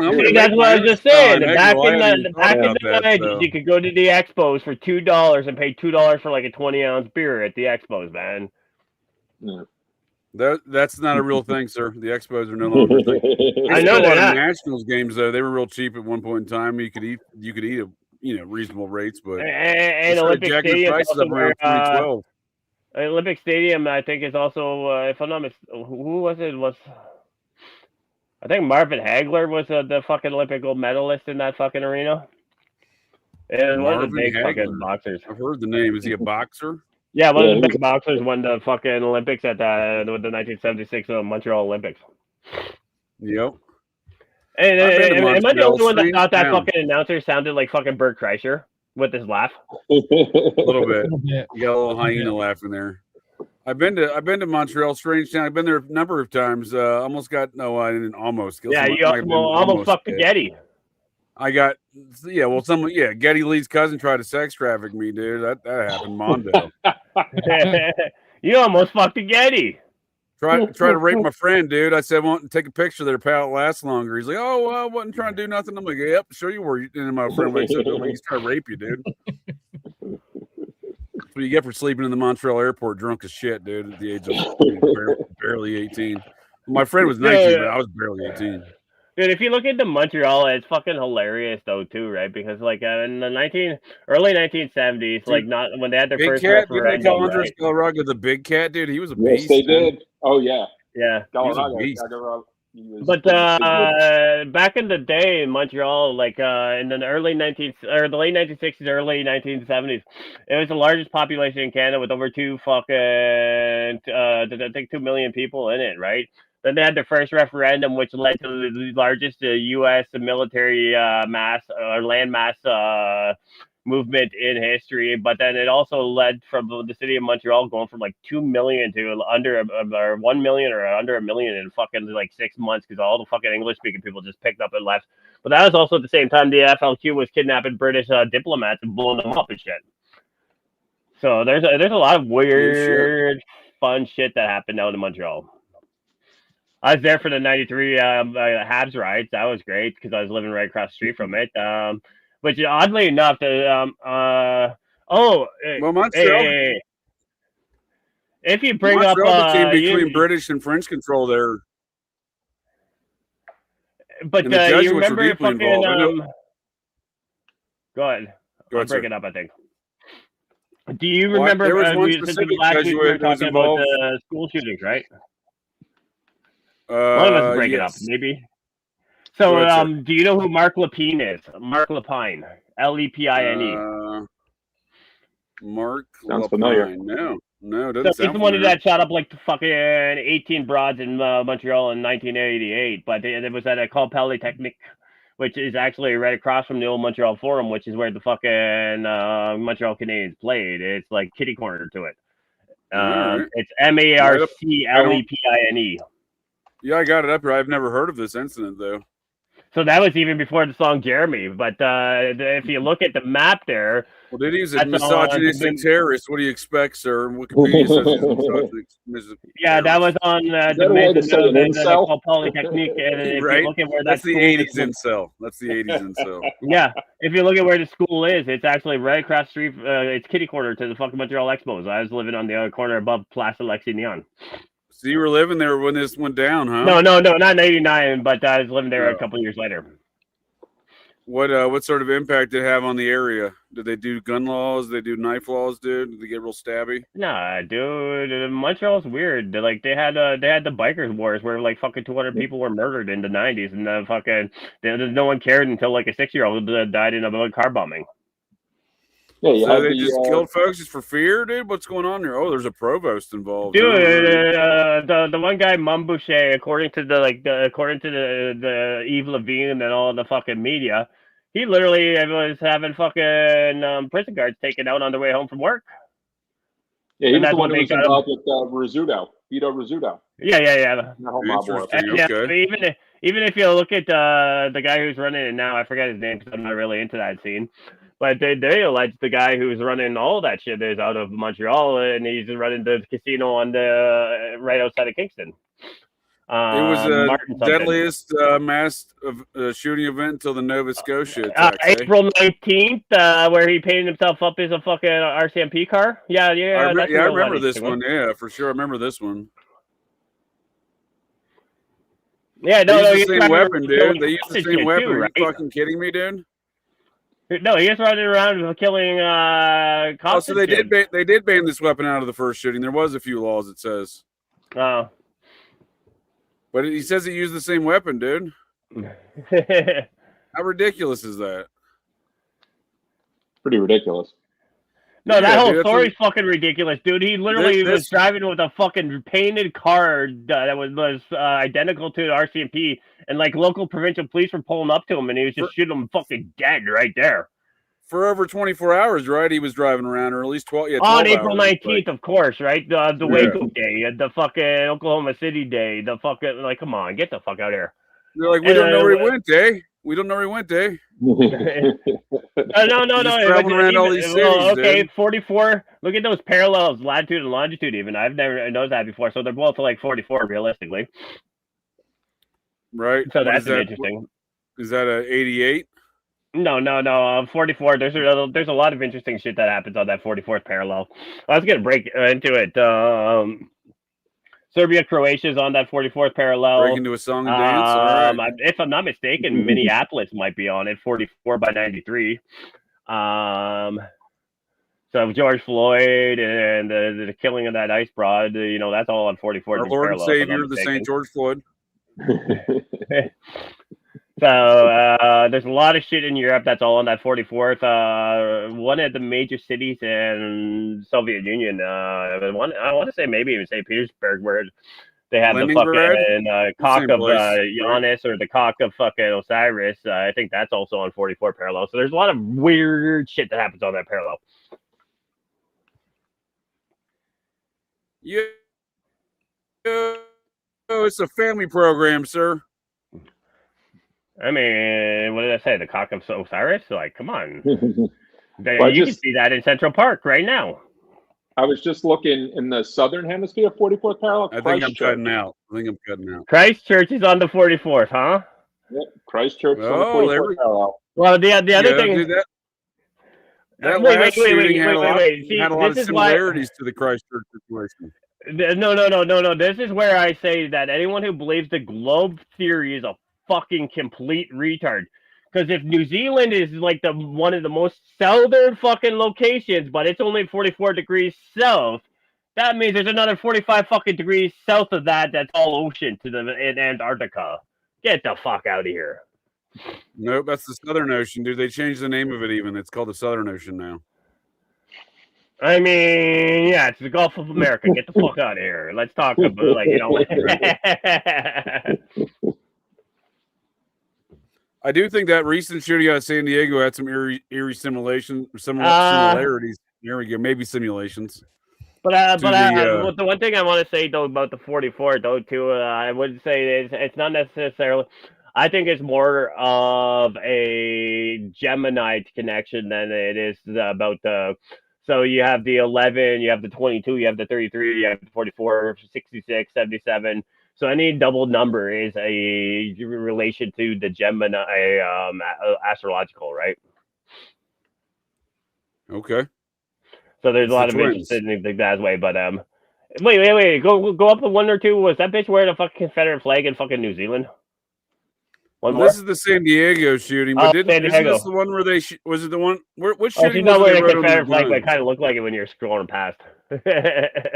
What shooting was it they wrote on their guns though? Was it the San Diego one or am I getting my shootings conflated here? I think it was San Diego. San Diego one. The mosque shooting. I thought so. Can't find any pictures at the moment. Yeah, well, that was very similar to the one in Christchurch, right? That one in was it 2019? Yeah, was it that long ago? Yeah, Christchurch. Was it longer? Actually, I don't even fucking remember. I think it was longer because I was working at the bar at the time. 2019. Yeah, I just remember that because that was one of the last communications I had with Tracy Twyman was in regards to these matters, and John Podesta was down there at the same time. I think she and I were talking about doing a show on it at the time. That was March 2019. This was seemingly connected to a lot of the tomfoolery around the Clinton network, if you ask me, because like I said, John Podesta was down there immediately preceding that, and that weird prime minister they had down there was a major Clintonite. Jacinda Ardern? Yeah, she's a strange Muppet, isn't she? Oh, she's a cokehead. She's a full-on cokehead. It looks kind of manly, doesn't she? Man, wasn't there fucking videos of her, which were probably AI, but she was like walking around, and it was another one of those where it just looked like she had a fucking dick swinging. Well, I was about to say, didn't they try to say she was pregnant at one point in time? They're like, oh, and I was like, really? Well, if you look at the diva, like, they showed pictures of her when she was like younger and like, wow, very, pretty woman. And then like as time went on, you were like, holy shit. Like she just, I mean, I don't know, you could say, oh, this is what happens, with the burdens of power, or you could say that someone sucked her soul out, slowly but surely. Well, it's interesting. One of the Muppets that was involved, one of the Colby's queers, go fuck yourself, RR. That was involved with numerous instances around the Cabazon Indian Ranch. They were around Mr. Danger Man, Michael Reconasciuto and gang, which that scene keeps coming up time and time again. Everything I look at comes back to that circle because all these Muppets know each other. But one of those dudes, one of Robert Booth Nichols' associates, I think it was Robert Booth Nichols' associates. Yeah, he left with a bunch of gold apparently and bought like allegedly $30 million in gold and bought an entire town in New Zealand back in the late 1980s, mid 1980s, where he still lives today apparently. I'll look his name up here, but it seems like New Zealand's one of those places like it's kind of for sale.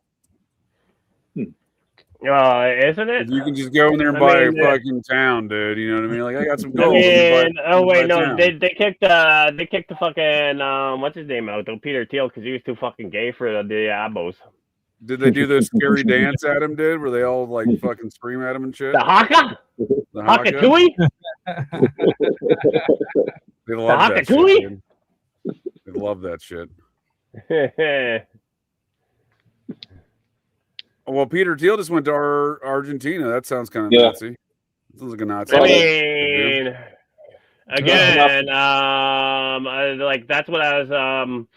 That's what I was bringing up about the fucking last week that Jose Alejandro, the hose, whatever, at the end of the show. Phil wasn't here for it, but that Argentina is where the Rockefeller did all their GMO patented technology research. They bought out the fucking, now I'm forgetting the name of that fucking dictator again because there's so many of them.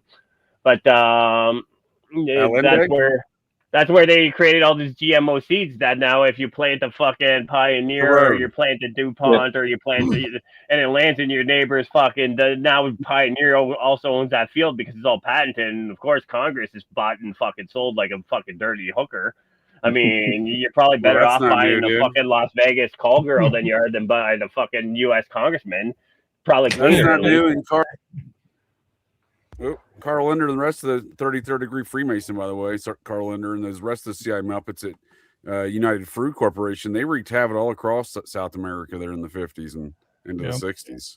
Yeah. So even it's an American tradition down there, sir.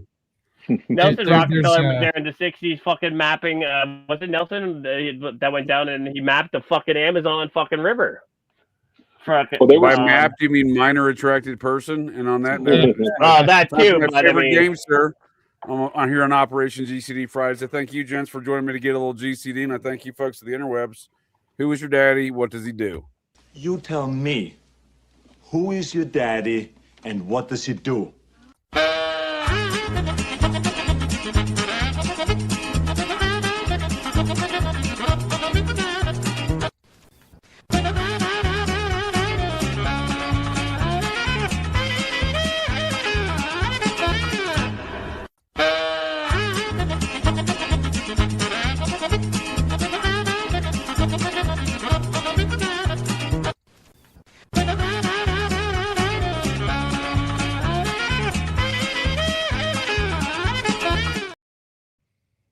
I think Jared Jackson's in my brain. Wait.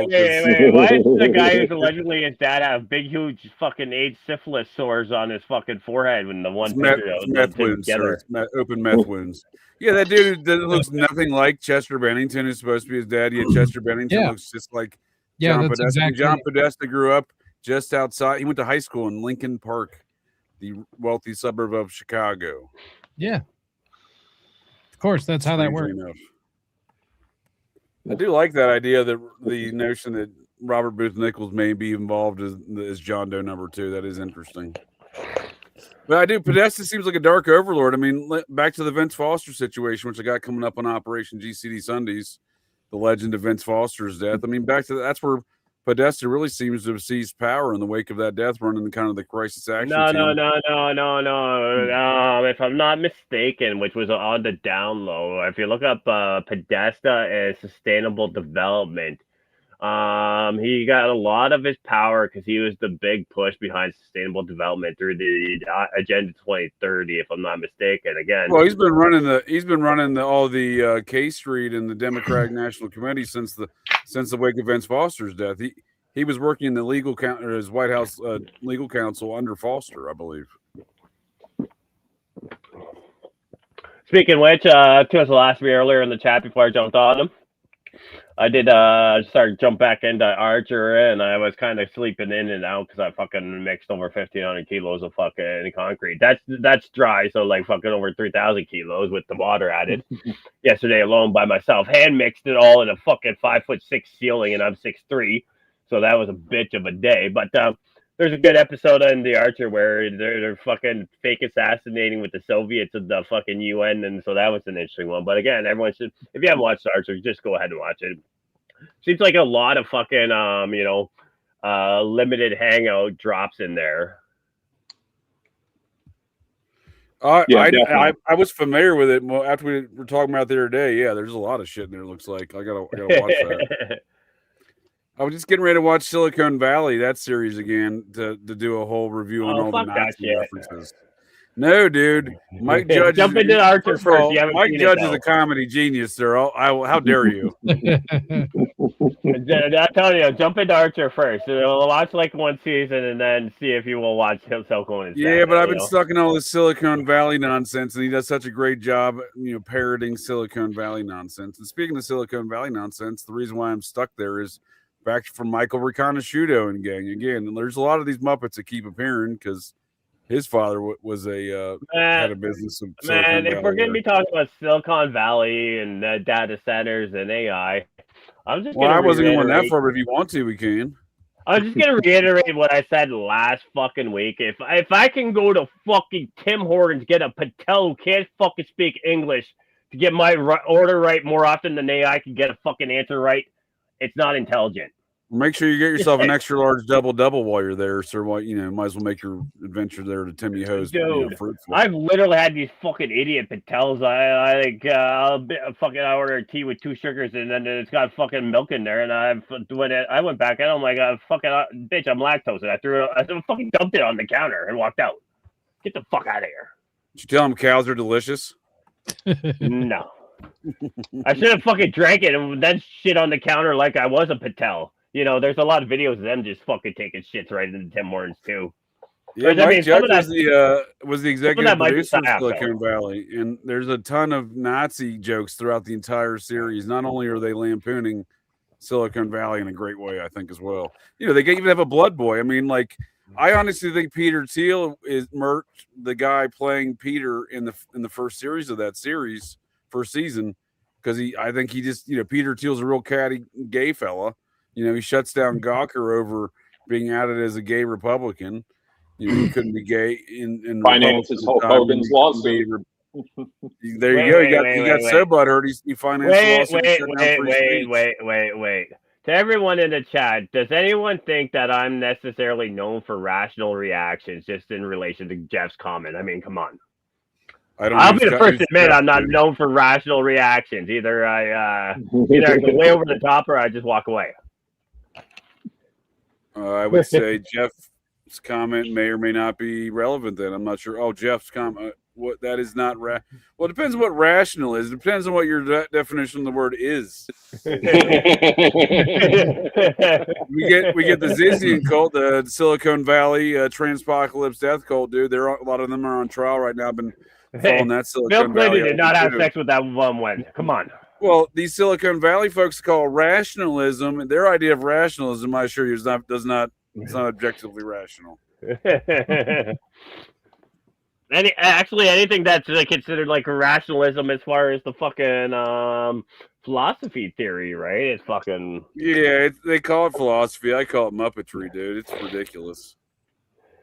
It's all rooted in. Hey Jeff, you live in Canada. You know when you're in a work truck, you can't boycott Tim Hortons because 90% of this country is addicted to it more than the fucking meth heads on fucking Dundas Street here in fucking London, Ontario.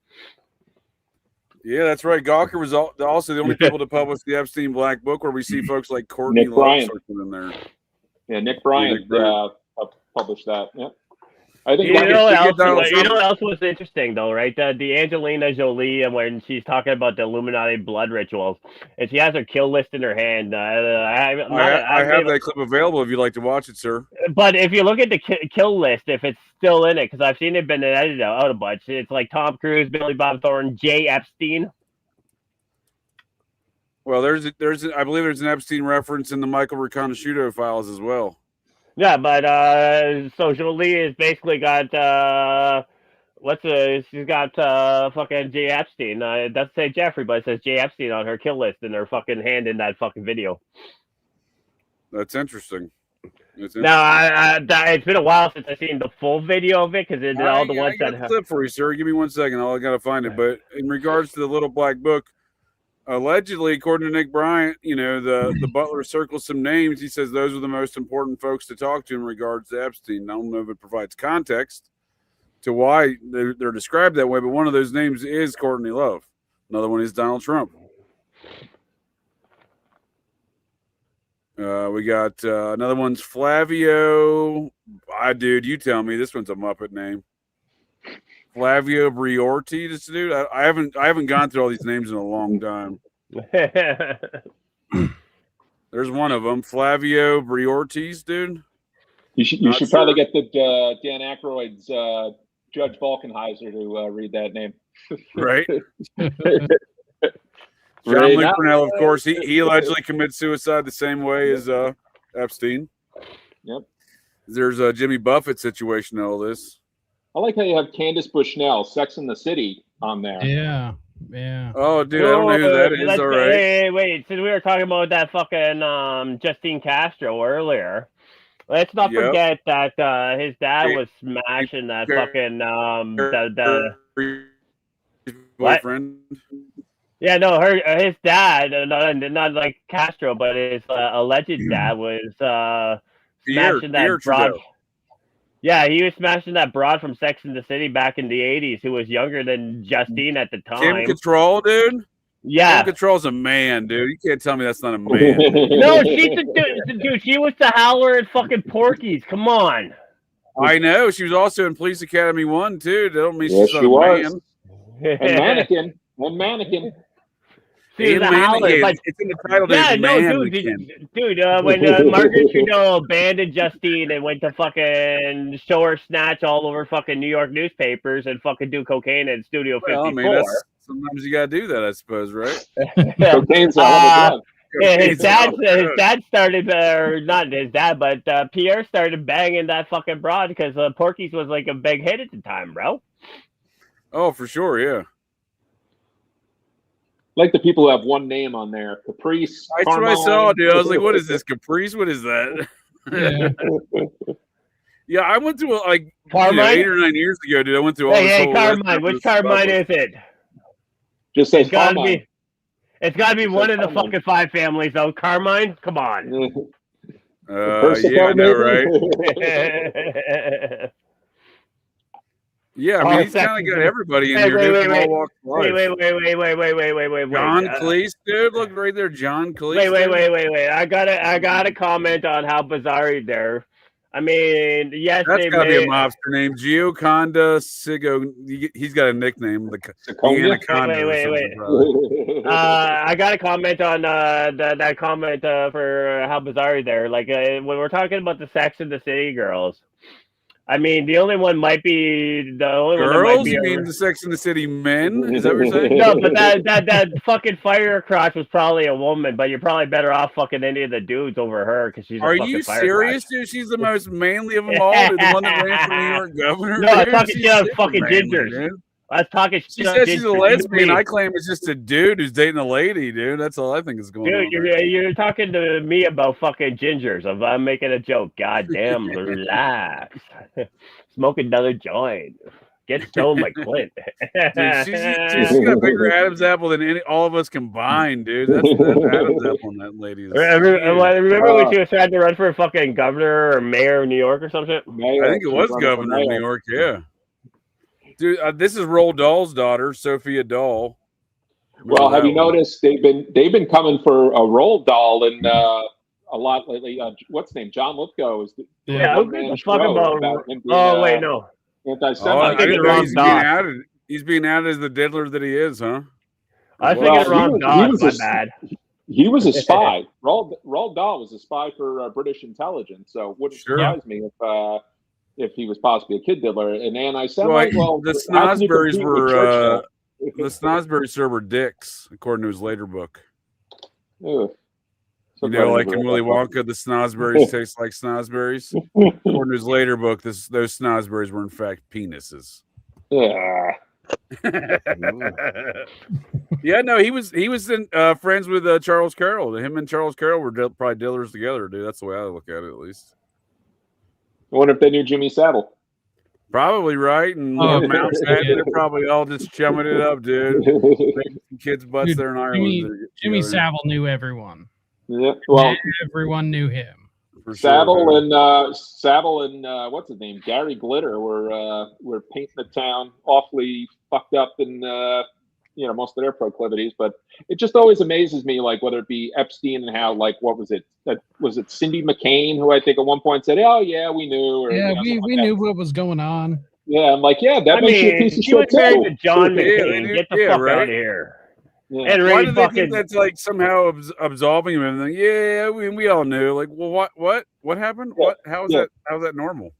Yeah, it's like, oh well, we kept Megan away from. I mean, I'm just going to point out that teachers unions have been known to, kind of endorsed it too, right? By fucking. I'm not gonna lie to you, dude. It's shocking the number of female teachers that get busted for diddling, their tons. students. Yeah, it's aggressive, dude. A lot of men. Hey, you don't like me. Remember back in the '80s, none of the teachers were worth banging. Well, first of all, I agree with you. Second of all, it's still gross. Fucking, I remember one. I have no idea what her fucking name was, but dude, this chick was like a fucking 80-year-old fucking old Italian broad who dyed her hair jet black. She was just vicious, a bit like fucking with the fucking ruler across the knuckles. She was your first time, huh? No. I got hit before I got to her grade. This is a Harold and Maude type of tale. No, I got the ruler before I got to her grade. Yeah, she was like grade 2. That's still a fucking creepy, plot for a movie. And yet, what was it? There's something about Mary, the greatest. Isn't that just the same plot as The Graduate, though? Come on. Well, no, I mean, they have that one film has Brooke Shields naked as a prostitute as what 11. That was Pretty Baby, yeah. And I'm a big fan of fucking Stanley Kubrick, but I mean, he did Lolita. Like, get the fuck out of here. Right, dude. I'm not a big fan. I'm a big fan of Stanley Kubrick in the sense that he's involved in a lot of shit. Friends with Epstein's buddy Paul Krasner. They were real tight. His daughter was a Scientologist. Hey. You can't tell me Clockwork Orange was not an amazing movie. Bro, I'm not saying they make good films. That's what I'm saying. He's definitely a creepy fuck, though, dude. Hanging out with Arthur. Yeah. Arthur killed so many kids. They're like, you got to go to Sri Lanka, buddy. And it seems like he kind of had a fucking guilty conscience at the end, and he made the fucking the Eyes Wide Shut, and then they killed him. I don't disagree, especially with Spielberg from like Roger Avery, right? Tarantino. No, they had Steven Spielberg re-edited after he fucking showed it to the studio. Remember? Well, it's interesting. Yeah, it's interesting. The comments that are coming out about all that now. That the guy, his director of photography, whose name has escaped me, even said that's not the film that he worked on for 4 years. Is not the film that was released. And I will point out again too, since how bizarre he is bringing it up, but Nicole Kidman's father was the head of MK Ultra in Australia, and he has a very mysterious death in Singapore within the last 5 years. I was about to say he got banished too for being an ardent kid diddler, dude. It takes a lot to get banished, I'm sure, as a kid diddler from any one of these nations we're discussing, and possibly be sent to a country where, if you're caught, like a Singapore or whatever, or Sri Lanka. I mean, Gary Glitter got busted. I think he was Gary Glitter. That dude, his wigs rival that of Phil Spector. I like Glitter style. I think he basically did like the Pete Townsend thing where they examined his. Yeah, he's like, I was only doing research. And but they were considering executing him. Did they really? I didn't know that. JJ, you need to look into Kidman's father and the false memory syndrome and his work in it. He was kind of instrumental in a lot of that early work. Oh, who was that? Loftus was Elizabeth Loftus was the false memory. Yep. But I'm telling you, Kidman's father was into that somehow too. It's been a while since I looked into that. So they were going to execute this dude? Yeah. Well, that's what, so 20 years I'm not against it, dude. I'm for against it, I suppose. I mean, they executed Freddie Mercury, and he fucking had that amazing house soundtrack for the Highlander. What I'm saying is, I'm generally not open to capital punishment, but I'll make an exception with this Muppet. Well, I think we need to bring back hangings, but not orchestrated by the government. Like if you live in a certain fucking community and they want to hang you, fucking let them hang you. Not the government. Canada also has pods where they just euthanize folks. Hey, you don't have to tell me my brother was one of those victims, right? I know. I was reading some more stories about that after you told me about some of that shit, dude. I was just reading about it the other day. Did you ever read the story about the fucking two fucking broads? One of them has like 400 bodies and one of them has 700, and they're fucking bragging about it. And this was in 2023 through the fucking Daily Mail. I will read that one. I read one the other day about a fellow who just outside of Tim Hortons met a guy outside of Tim Hortons, decided he'd do the assisted suicide on the guy after a 5-minute coffee break outside of Tim Hortons. Dude, no, but these broads though too, right? So one of them was just a fucking OBGYN. Like, how many dirty infected pussies need to fucking have a compassionate death over it? Like, well, you got some really fucking.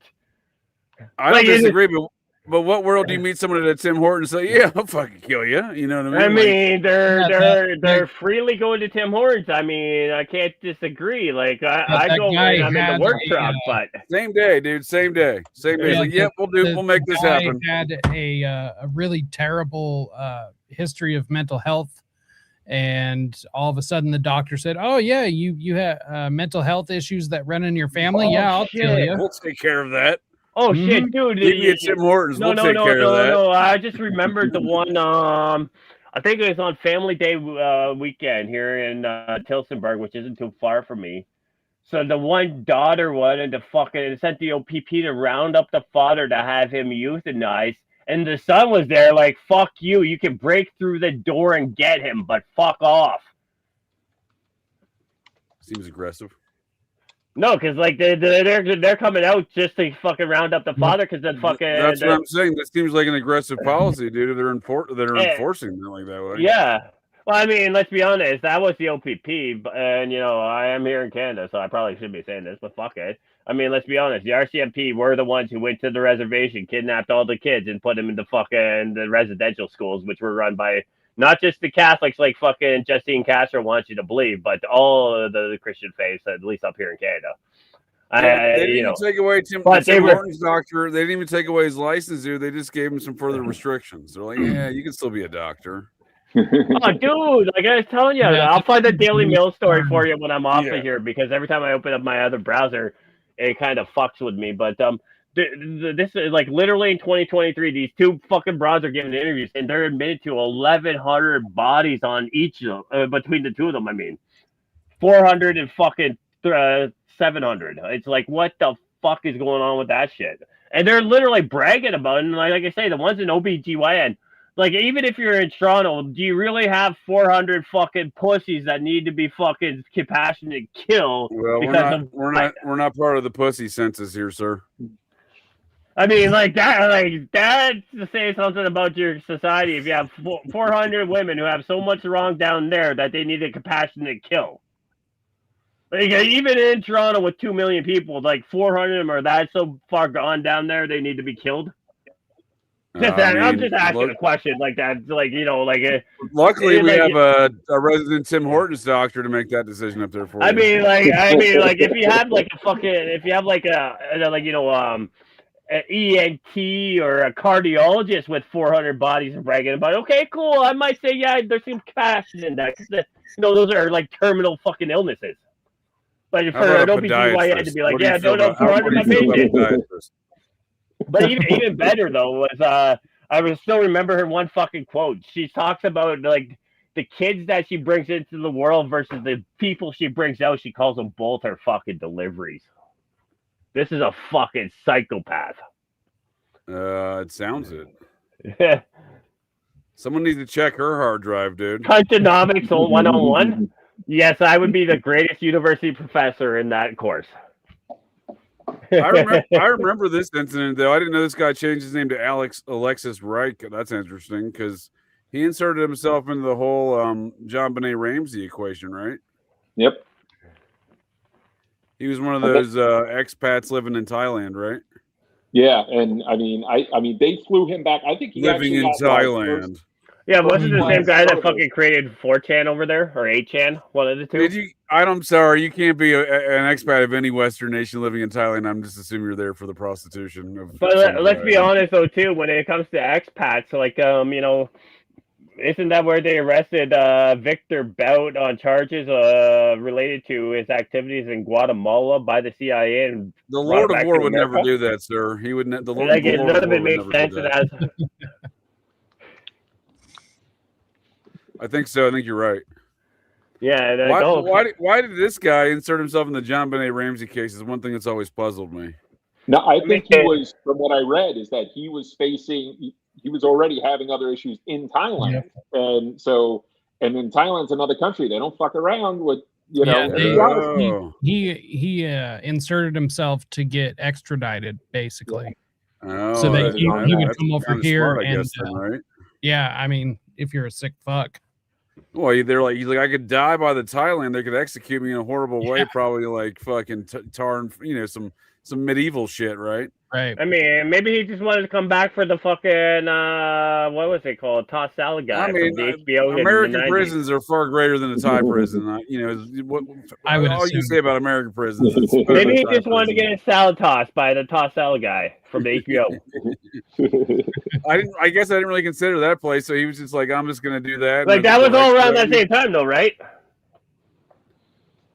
This happened around the same time as Gary Glitter. Holy fuck! Yeah. So Jeff just said from 2022, just 89 practitioners responsible for over 5,300. But the other thing is they stopped listing MAID as the cause of death in 2025 as well. So when you get MAID, they list it as like if you have a cardiac issue, they'll list it as a cardiac death, not a MAID issue. So right, because they're listing as the underlying cause in which they're murdering folks.Ey're listing the underlying cause as the cause of death. They're listing whatever the reason was for the compassion. So it's that's far more diabolical than listing like deaths of someone getting shot 8 times and being left on the side. The other fucking one that made me laugh about Canadian death totals, I think it was in 2022 during COVID, right? Alberta, number one in the cause of death was in 2022 was unknown causes. Like they're just so fucked up they can't figure out what the largest reason for people dying is. It's just unknown causes. That seems pretty standard. I don't put a lot of faith in modern medicine myself. Yeah, that seems legit. Nothing to look at there for sure. It's unknown. It's unknown. Like, my dad got shot in a car accident. No reason to answer that fucking question. Yeah, it's not like doctors are the third leading cause of death in the United States every year. Doctors, third leading. They kill far more people than guns every year, dude. Third has gone down. It used to be number one. Yeah, they've taken down a couple notches, dude. Their euthanasia program of "Oops, did I kill you?" They've calmed that down a little bit. Dude, Florida has a like first kill law or something like that. Basically, like if you're unmarried and don't have any kids, and you're 25 years or older, and a doctor accidentally kills you, they basically are just like they get one whoops, basically. Right. Notice how some studies cite 800 a year, right? If you include diagnostic errors, not just malpractice. Right? I mean, let's be honest. Are they errors or are they just like, hey? That's what I'm saying. It's the no. This has got to be. Can't hold them accountable. It's the oops. It's the euthanasia oops till we kill you program. But what I was gonna say is, you guys steal a lot of Canadian and fucking Indian and fucking Cuban doctors. So is it really just bad hygiene? Nah, I think this is fueling. I had to throw in the fucking Canadians for the bad hygiene too. Well, dude, there's not just damn near every state threw cough folks in with the old folks immediately. Dude, these are all oops. These are all euthanasia oops. Did we kill you programs? I mean, oops is still better than unknown. Yeah, I don't think they're in the same department though. They're part of the same defunct mall. It is straight fueling organ harvesting. So for sure, dude, for sure. I mean, and I want to know where the hell all these organs are going. Like, you can't tell me there's that many people that. Hey, David Wilcox is bringing them to his master. Probably stem cells, dude. Sweeteners for your food. Probably McDonald's burgers. Dude. Channeling Clint. It's David Wilcox. He's taking them to his master. David Wilcox is our nation's hero, dude. Fuck Clint.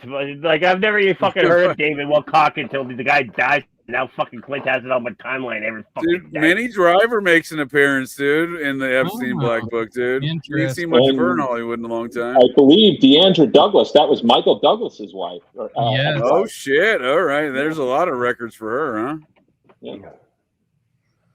Yeah, I always thought that was interesting is certain people just have like a whole list of phone numbers. A slew of numbers. Dude, was that really want to get a hold of this fucking person. Right? Oh yeah, dude. Glenn Dubin, dude. He's a real douche. He's got a lot of Although, context. like, let's be honest, like, some of these people probably fucking switching out their phone number. Or, like, I'm not making any defense for them, but some of these people, like the Duke of York, I mean, how many fucking palaces or locations? Well, a lot of them are different locations, right? They're different phone numbers in different locations. And they're probably swapping out their phone number every 6 months or a fucking year, right? Because it's fucking wrong people get a hold of it, right? Well, it's certainly possible. I just saw, I mean... Is this Joe Coffey, dude? Is that the Joe Coffey? And Elliot Gaff? What, Gaff Elliot? What? Gail Elliott, dude? Gail Elliott? Legendary son of Sam detective Joe Coffey, dude?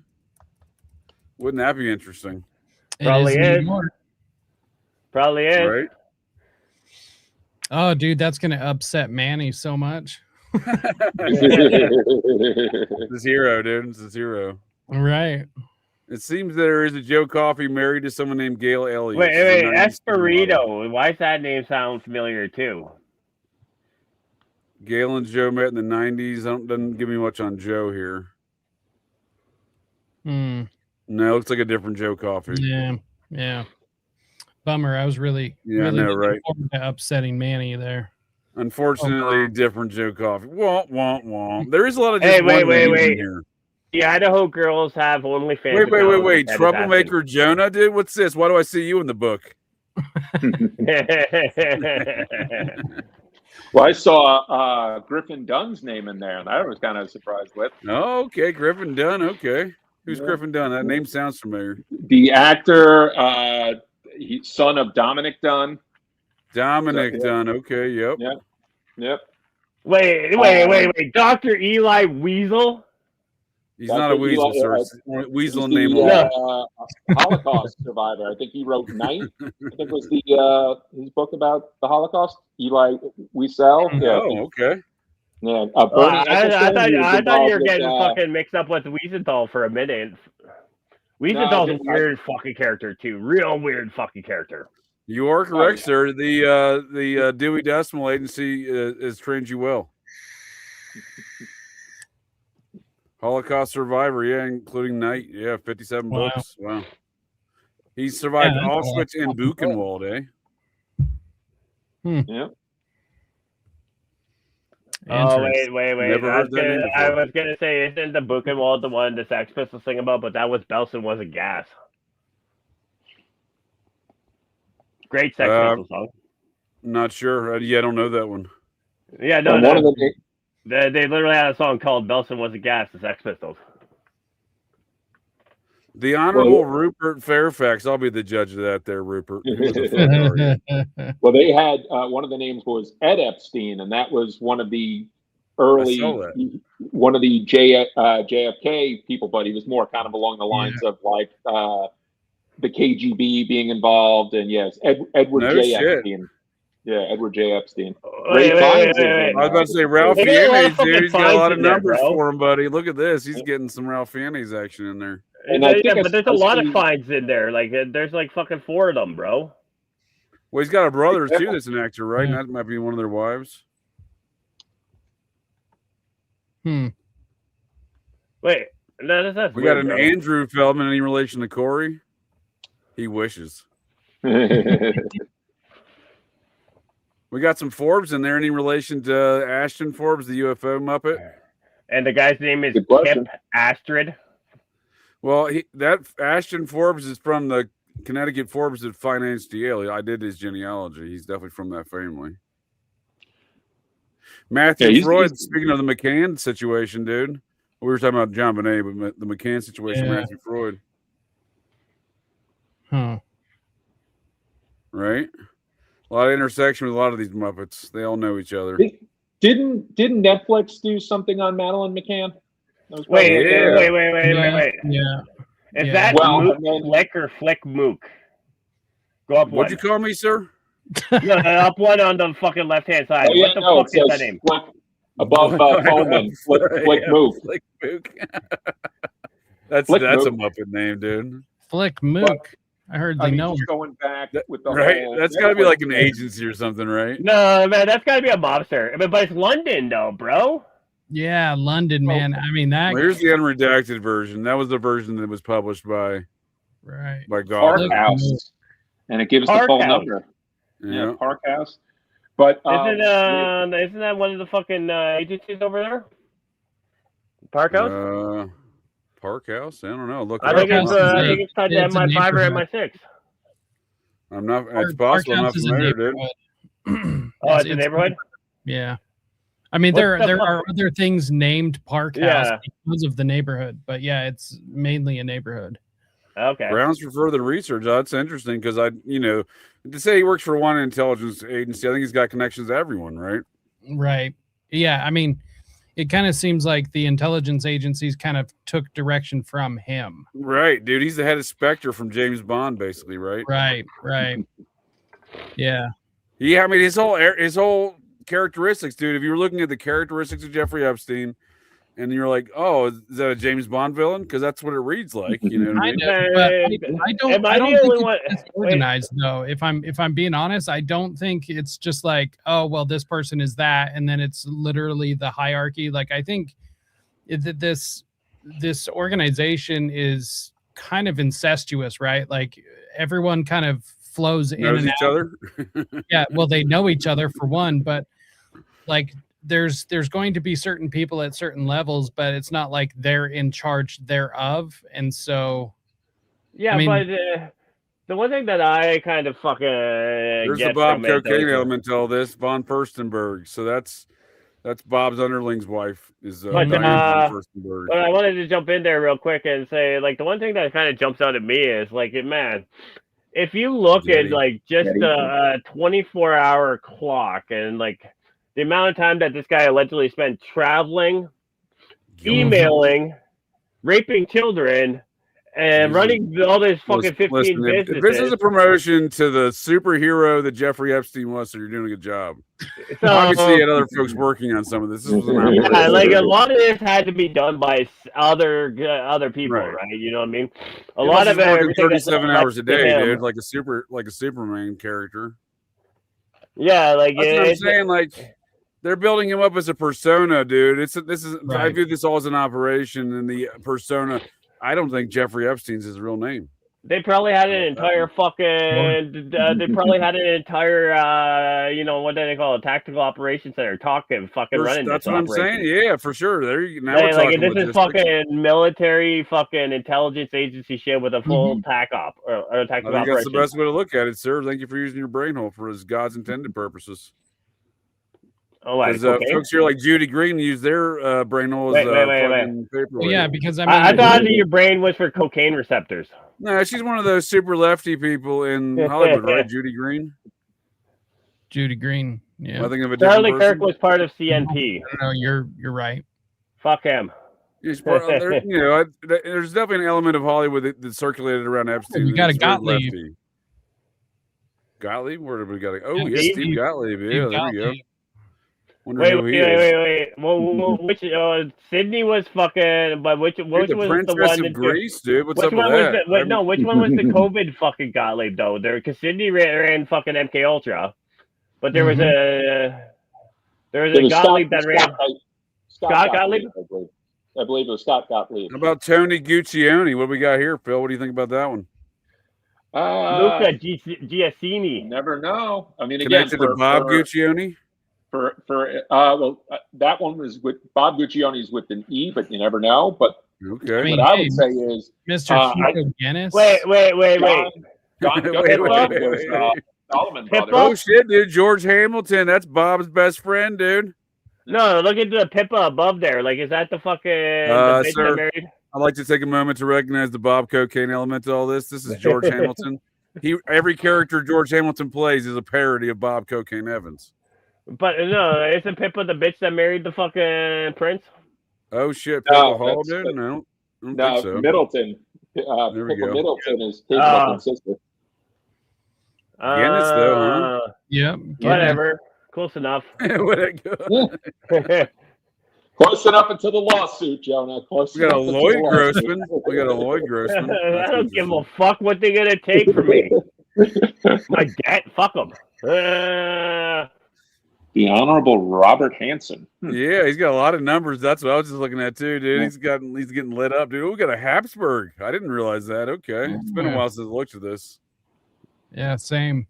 It's just probably been a year and a half. Oh, dude, I went deep on this probably like in 2019. Yeah, it's been a long time for me. I mean, this is the version 2 because I haven't even looked at all the unredacted stuff. India Hicks. Dustin Hoffman. Got at least The one Hoff, number. dude. Dustin Hoffman. Yep, typical. He's got a lot of connections to the. I mean, he was there present for the Weather Underground bombing, and they're in the village, right? He was living next door. Yep.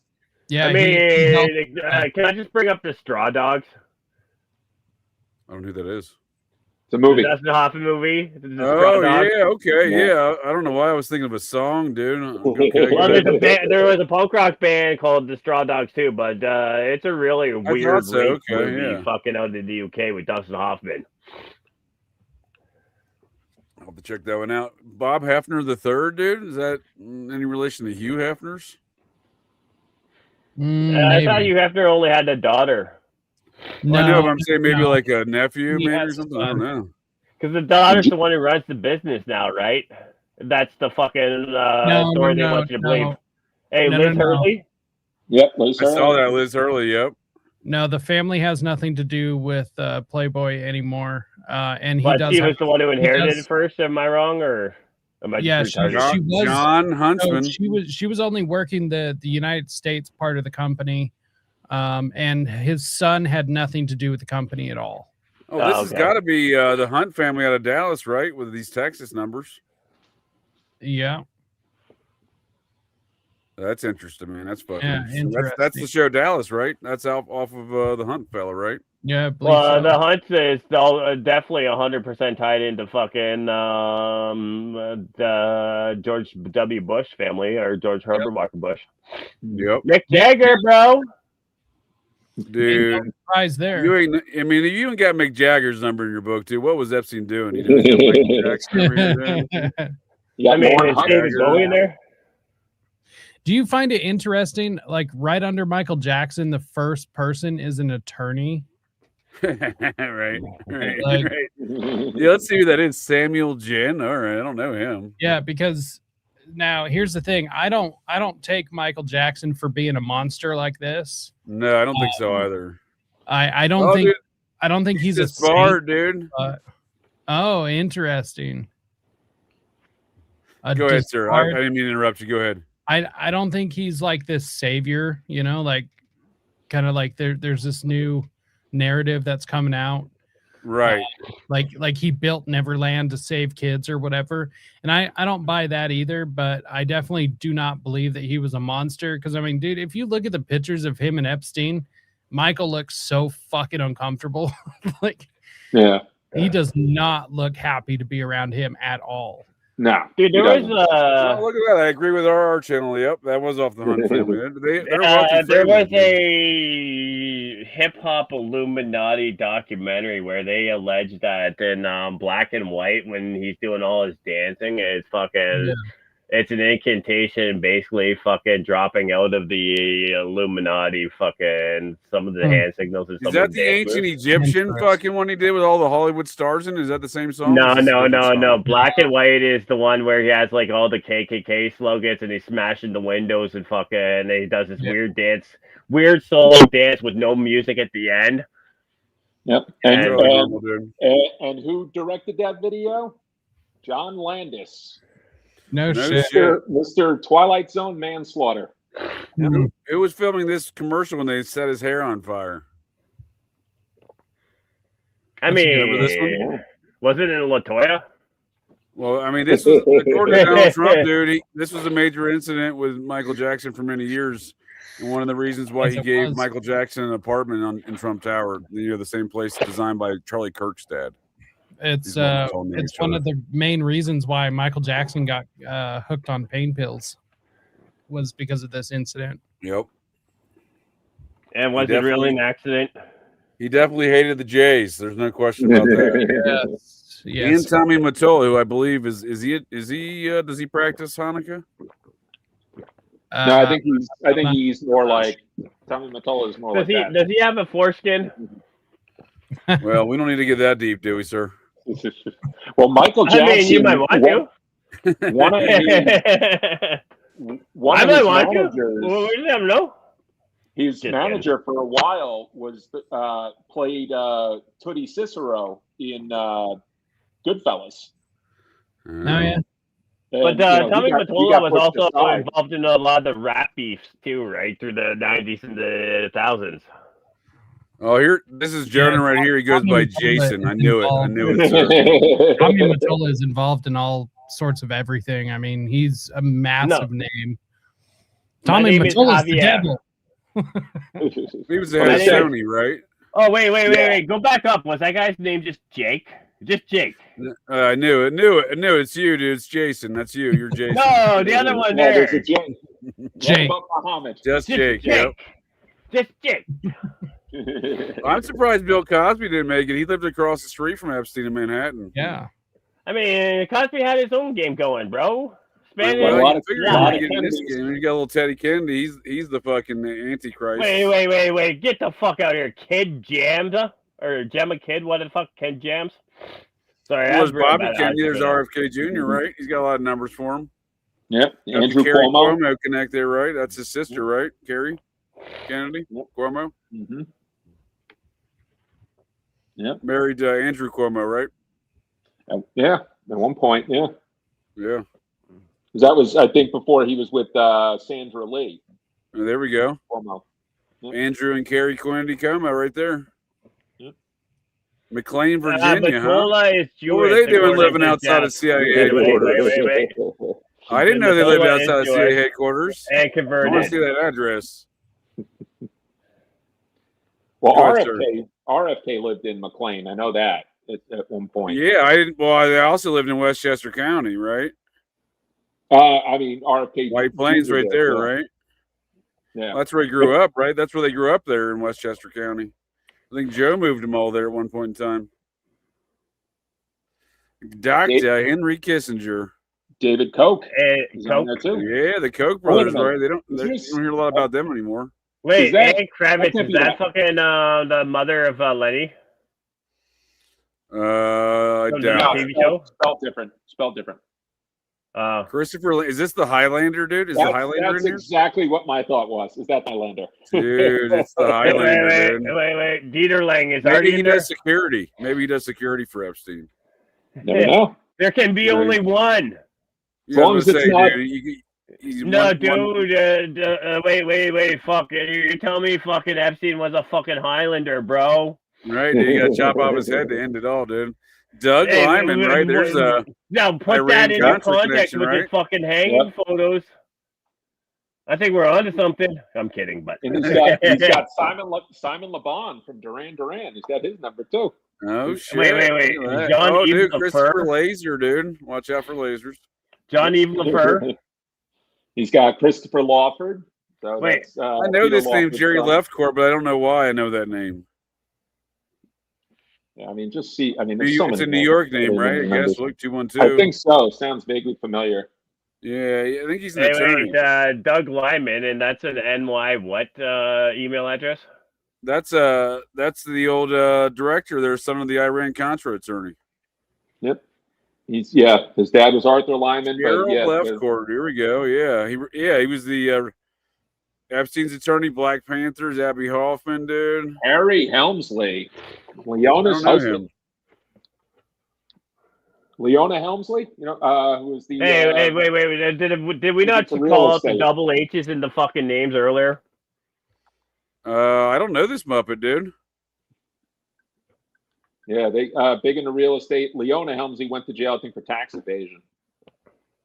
She was a piece of work, but yeah. I mean, the names vaguely sounds familiar. Looks like they built the Flatiron Building, maybe.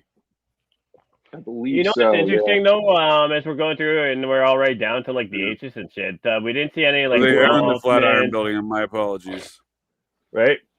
We didn't see any of the Bronfmans. We didn't see any of these other fucking real names that you would expect to be there, right? I think there's some Bronfmans, wasn't there? I thought there was.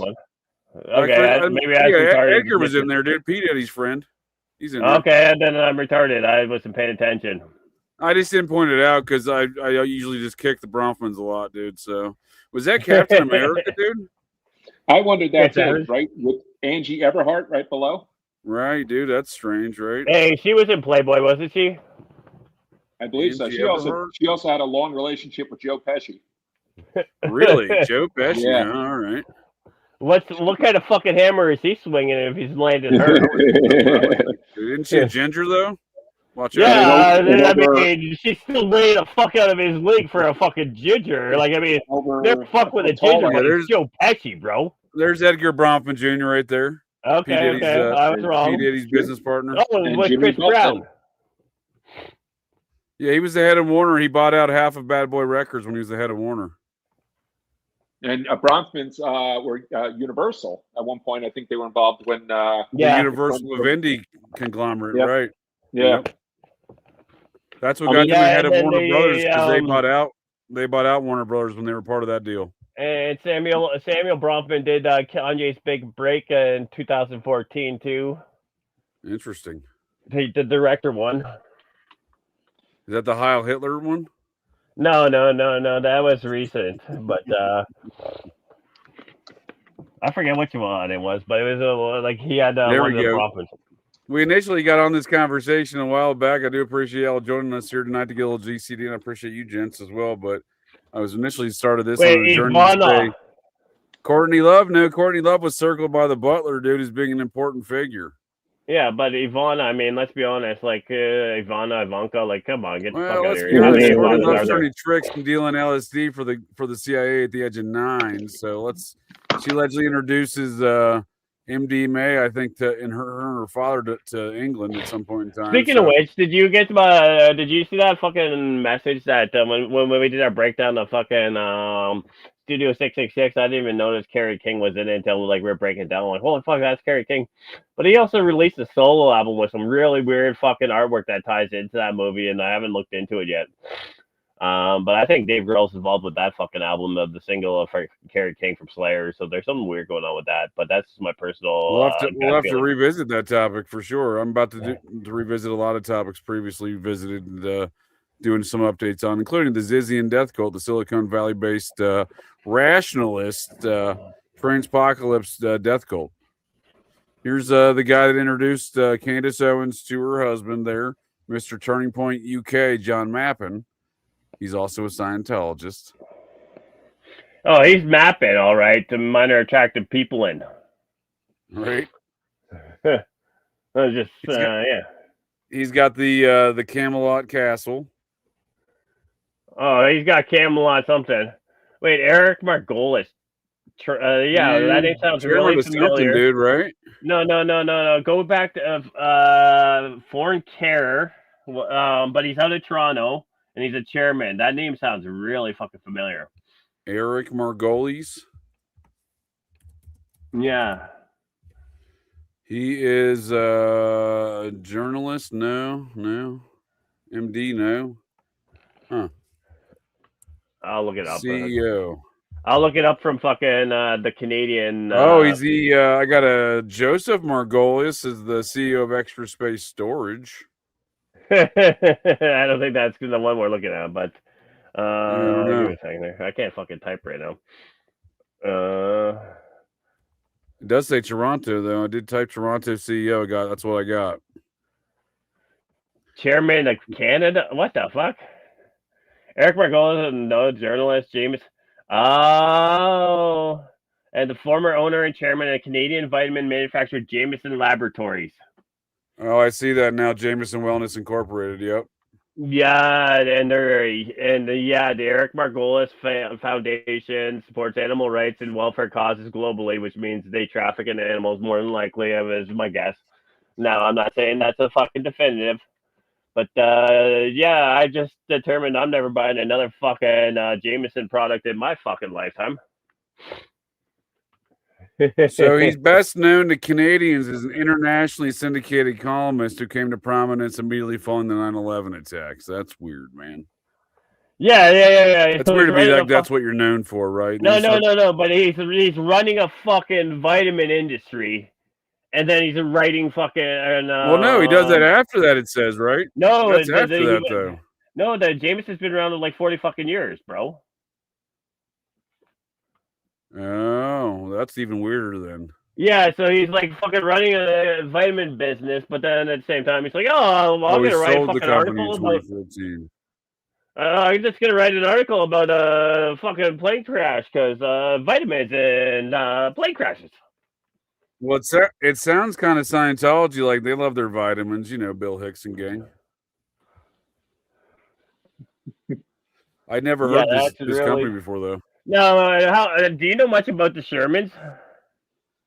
Oh yeah, dude, Honey and Barry Sherman. Yeah, the ones who fucking thought they could fly. They made all the generic drugs for the Bill Gates Clinton Foundation. Yeah, they thought they could fly in fucking Toronto or Vancouver. I like how they ruled it as suicide for a while, or tried to. That was kind of funny. Yeah, no, there's a lot of fucking people making money here in Canada. Again, too, you go back to Prohibition, the Canadians made all the fucking money, but they want you to work. Oh, Al Capone. Man, what the fuck? Al Capone was not no fucking Bronfman, not on his best day. Just like that fucking article that Clint shared with us today about that fucking mobster, and they're like, oh, he ran the mafia in Sicily for fucking 40 years, and he's only worth $200 million. Like, yeah, like that's supposed to be impressive when he's running the entire mafia for Sicily. Like, get the fuck out. That's not even real numbers, right? Put some real numbers on the scoreboard, and I might believe you. But I mean, Cheryl Mills, then we got the Minot family. That's interesting, man. That's fucking interesting. Minot, North Dakota. I know you were stationed there, weren't you? No, but that's the same Minot family I'm talking about. That's a weird fucking place, bro. David Letterman's old producer. Robert Morton, Letterman's producer back in the day. No shit. Okay. Yeah, producer Letterman. Yeah. Yep. Wow. Juliette Moore, dude. Yeah. Hey, wait. A movie we need to do a breakdown on is California with the K with Brad Pitt. Let's do a breakdown on Harry Nuttall, dude. What's going on in Harry Nuttall's life? I mean, he's nutting all over the place. Like, what the fuck? How about Konstantin Niorkos? Is that Stavros' relation? Oh, interesting. Okay. That was what's his name? That was Onassis's rival. Yep. No. Yeah, that's probably there. Yeah, we got some. No. He was just. Let's be honest. He was the Onassis fucking dialectic. You know, they want you to believe that they're going against each other, but it's just one big conglomerate. Yeah, I mean, there's a lot of interesting folks in here. I want don't get questioned about any. Like, there's the Nexium connection, and Prince Andrew and King Charles's cousin. What the fuck kind of name is Tank? This is a direct connection between Nexium, dude. The royals of England and Epstein. Her daughter was one of the sex slaves. Who's this Joel Pashkow? Oh, he's a realty. I was like, this motherfucker has a lot of fucking numbers. A lot of numbers. No shit, Long Island, UN Plaza. I mean, he's got Emergency great line 1, line 2. Like, what? UN Plaza, dude. What's up with that, right? Father's home, bunch of. Oh, he probably lives in the fucking Trump building there, bro. And John Paulson, I know, is big in the finances. Not, I think he was. I think he was one of the higher ups. And there's 212 numbers for sure, right? New York City. Yep. New York City. Ron Perlman from Revlon. Yeah. John Peters, the producer. His son-in-law is the new chairman of the Federal Reserve, right? Is it? Is the one that's Warsh? Yeah, that's his son-in-law, dude. Huh? Who gives a fuck about the Federal Reserve? They're fucking just bitches under the FSB now, the Federal Financial Stability Board running on the BIS. Make a lot of this. They still rape American citizens every day, sir. Yeah, but they can't make a Financial decision. Rape Watch. They can't make a decision without the FSB anymore. They got sold out fucking 2 decades ago. Financial Stability Board run by the BIS, and if you go to their website and see who's on it, it's like every fucking director of every central bank, and it talks about them having the sole authority over all of them. Okay. No, I was thinking of the Estee Lauder guy. This is the Revlon guy. My bad. I got the Muppets mixed up. Wait. What kind of fucking rapist is in that photo? Well, what kind of rapist is not in this book, dude? Yeah, it's look at the Revlon guy. Look at that fucking photo, bro. Which photo? This is fucking Ronald Perlman. Look at his Well, photo. I mean, that's like a 8-piece of a dome he's got on there, right? He's got a big dome piece there, dude. Like, size 12 hat. Fuck? Who's Holly Peterson? She's just got one number. There's very few. Dude, isn't that the fucking bitch from Different World? I don't know. Holly Peterson's. We got some Prevost in here, dude. Prevost. Yeah, there's a Muffy. There's a Muffy in there. Electra Preston. Electra. Polu's, dude, and Port Holtz. There's some names I've never heard of in here. Is there a Ralph Lauren in there if we're talking about polo? No, I'm kidding. No, but Batman's not here, but Robin is, dude, thankfully. Joan Rivers. What, Robin fucking Howard Stern's fucking male lover? No way, dude. That's Batman's sidekick, dude. No, it's fucking Howard Stern's in real life. Ollie Reza. Who's that? And the name jumps out at me, but go up again. I think it said Fox Stream, so no. It says Free Stream. Free Stream. Free Stream. Ollie Reza, that's a very he's definitely involved in something. TV Europe. That's weird. I can't remember right now. Lisa Ronson. Lisa Ronson, is that John Ronson related? Because it is London. That's interesting. And Jane Rosenthal, that was, I think, De Niro's partner. Rosen. Lisa Ronson, my brain works in mysterious ways, and we were talking about fucking one-hit wonders. Like that is De Niro's old lady, dude. Tribeca. Oh, there's a Rothschild. Sure. There's a Rothschild, but my brain works in mysterious ways, and I seen that Lisa Ronson, and can we just give a shout out to one-hit wonder Lisa Loeb? Oh, no way, Since we were talking about like the new radicals earlier, sir, denied. we got a number of Rothschilds. Again, there's the Clintons one, right? Evelyn the Rothschild, Clinton backer. Sacco, huh? Jeffrey Sachs. Now he's been someone who's come up a lot because of him being outspoken about certain foreign policy, but he was someone who for a while kind of get the fuck out with Jeffrey Sachs. He could suck a big fat dick as a fucking UN fucking economist. Get the fuck out of here. I can't. Just like they get these guys. Like I mean, you know, they'll have some. Like I mean, I'll give a shout out to fucking Max Blumenthal because he does do some good work, but I don't trust a fucking thing about him because his dad was fucking Bobby Slayton, dude. I've heard some tales about this one already, dude. Like, the folks trying to talk that one down, it sounds pretty fucking shifty. Oh, did we lose Jonah? No, I'm here. Right. Jonah's still here. Oh, who did we lose? Oh, we lost Jacob. Holy shit. Man down. I mean, it did say he had to step away, but I don't know if something... Oh, okay. I missed that, dude. Yep. Yeah, you see Maria Shriver? I think he had everybody. I saw Maria Shriver. Maybe that's why. Wait. That was Carolyn Kennedy's daughter who married the good old Nazi whose father participated in fucking knocked. Wait, what was that? Maria Shriver was Eunice Kennedy's daughter. Oh, whatever. Who gives a fuck about Kennedy? Sergeant. She married the Nazi whose dad participated in the Kristall Knot. Arnold? Maybe that's why Arnold left her, dude. He's like, I got nothing to do with this Epstein guy. Who was Arnold's father and what did he do? He killed a bunch of Jews. Who's Bobby Slayton? I mean, that's why fucking the Weeders fucking turned him into a sex slave in the 70s before they made him famous, right? Why Bobby Slayton appears in a number of emails, I believe, talking about pizza as well. Adam Carolla.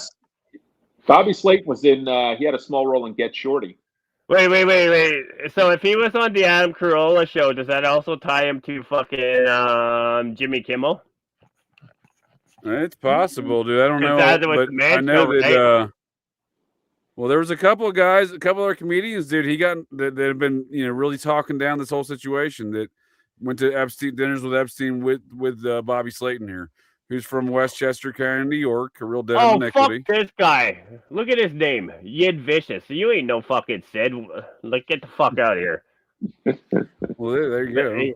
I mean, I'm not gonna lie. With that name, he might have fucking stabbed up his lover at a fucking Chelsea hotel. But I mean, did he do a fantastic cover of "I Did It My Yeah, Way"? I think he's part of that Howard Stern scene, I believe. I'm not too hip, but yeah, he did it. He was in Chili Palmer Gets Shorty, the casino player. Yep, and played Joey Bishop in the Rat Pack movie. Yep. Sabrina, no one touched me. That's why I'm so angry. But when you get introduced I'm trying to to get your the comedian I Sabrina. saw talking that situation down, but it was kind of funny to watch. I'm like, wait a second. It was like, it's like publishing an article to say you're not Canadian. You know what I mean? Why are you doing that? Sabrina still hasn't introduced me to her sister, but I mean, that's a whole nother story. And so we're going down to Peter Soros, right? He's circled. Why he got fucking 3 different fucking accounts though? Or no, there's just 2 Soros. different. They own the world, right? They work for the Kevin Rothschilds. Spacey. Right? Kevin Spacey. What's that say under him? Something fraudsters? What? What? Yeah. No, it says something Street Productions. Yeah, Trigger Street Productions. Interesting name. Well, you get Andrew Solomon. He hated Trump in the New York Times for a long time, right? So Peter Soros, that's George's son. There is no such thing as bad publicity. Yeah. Like, so every time they run a fucking article, they're really sucking Trump's dick. I can't imagine George Soros and Trump get along too well. Yeah, I don't think so. Hey, I mean, just like we're saying, there are people who probably it's that sort of, on paper, in public that they're enemies. But I don't know, with Soros and Trump, I think that might actually be legitimate hatred. I don't buy that. Who knows? Well, it's like the guy who owned the New York Times as well, Carlos Slim. I don't think he likes Trump at all.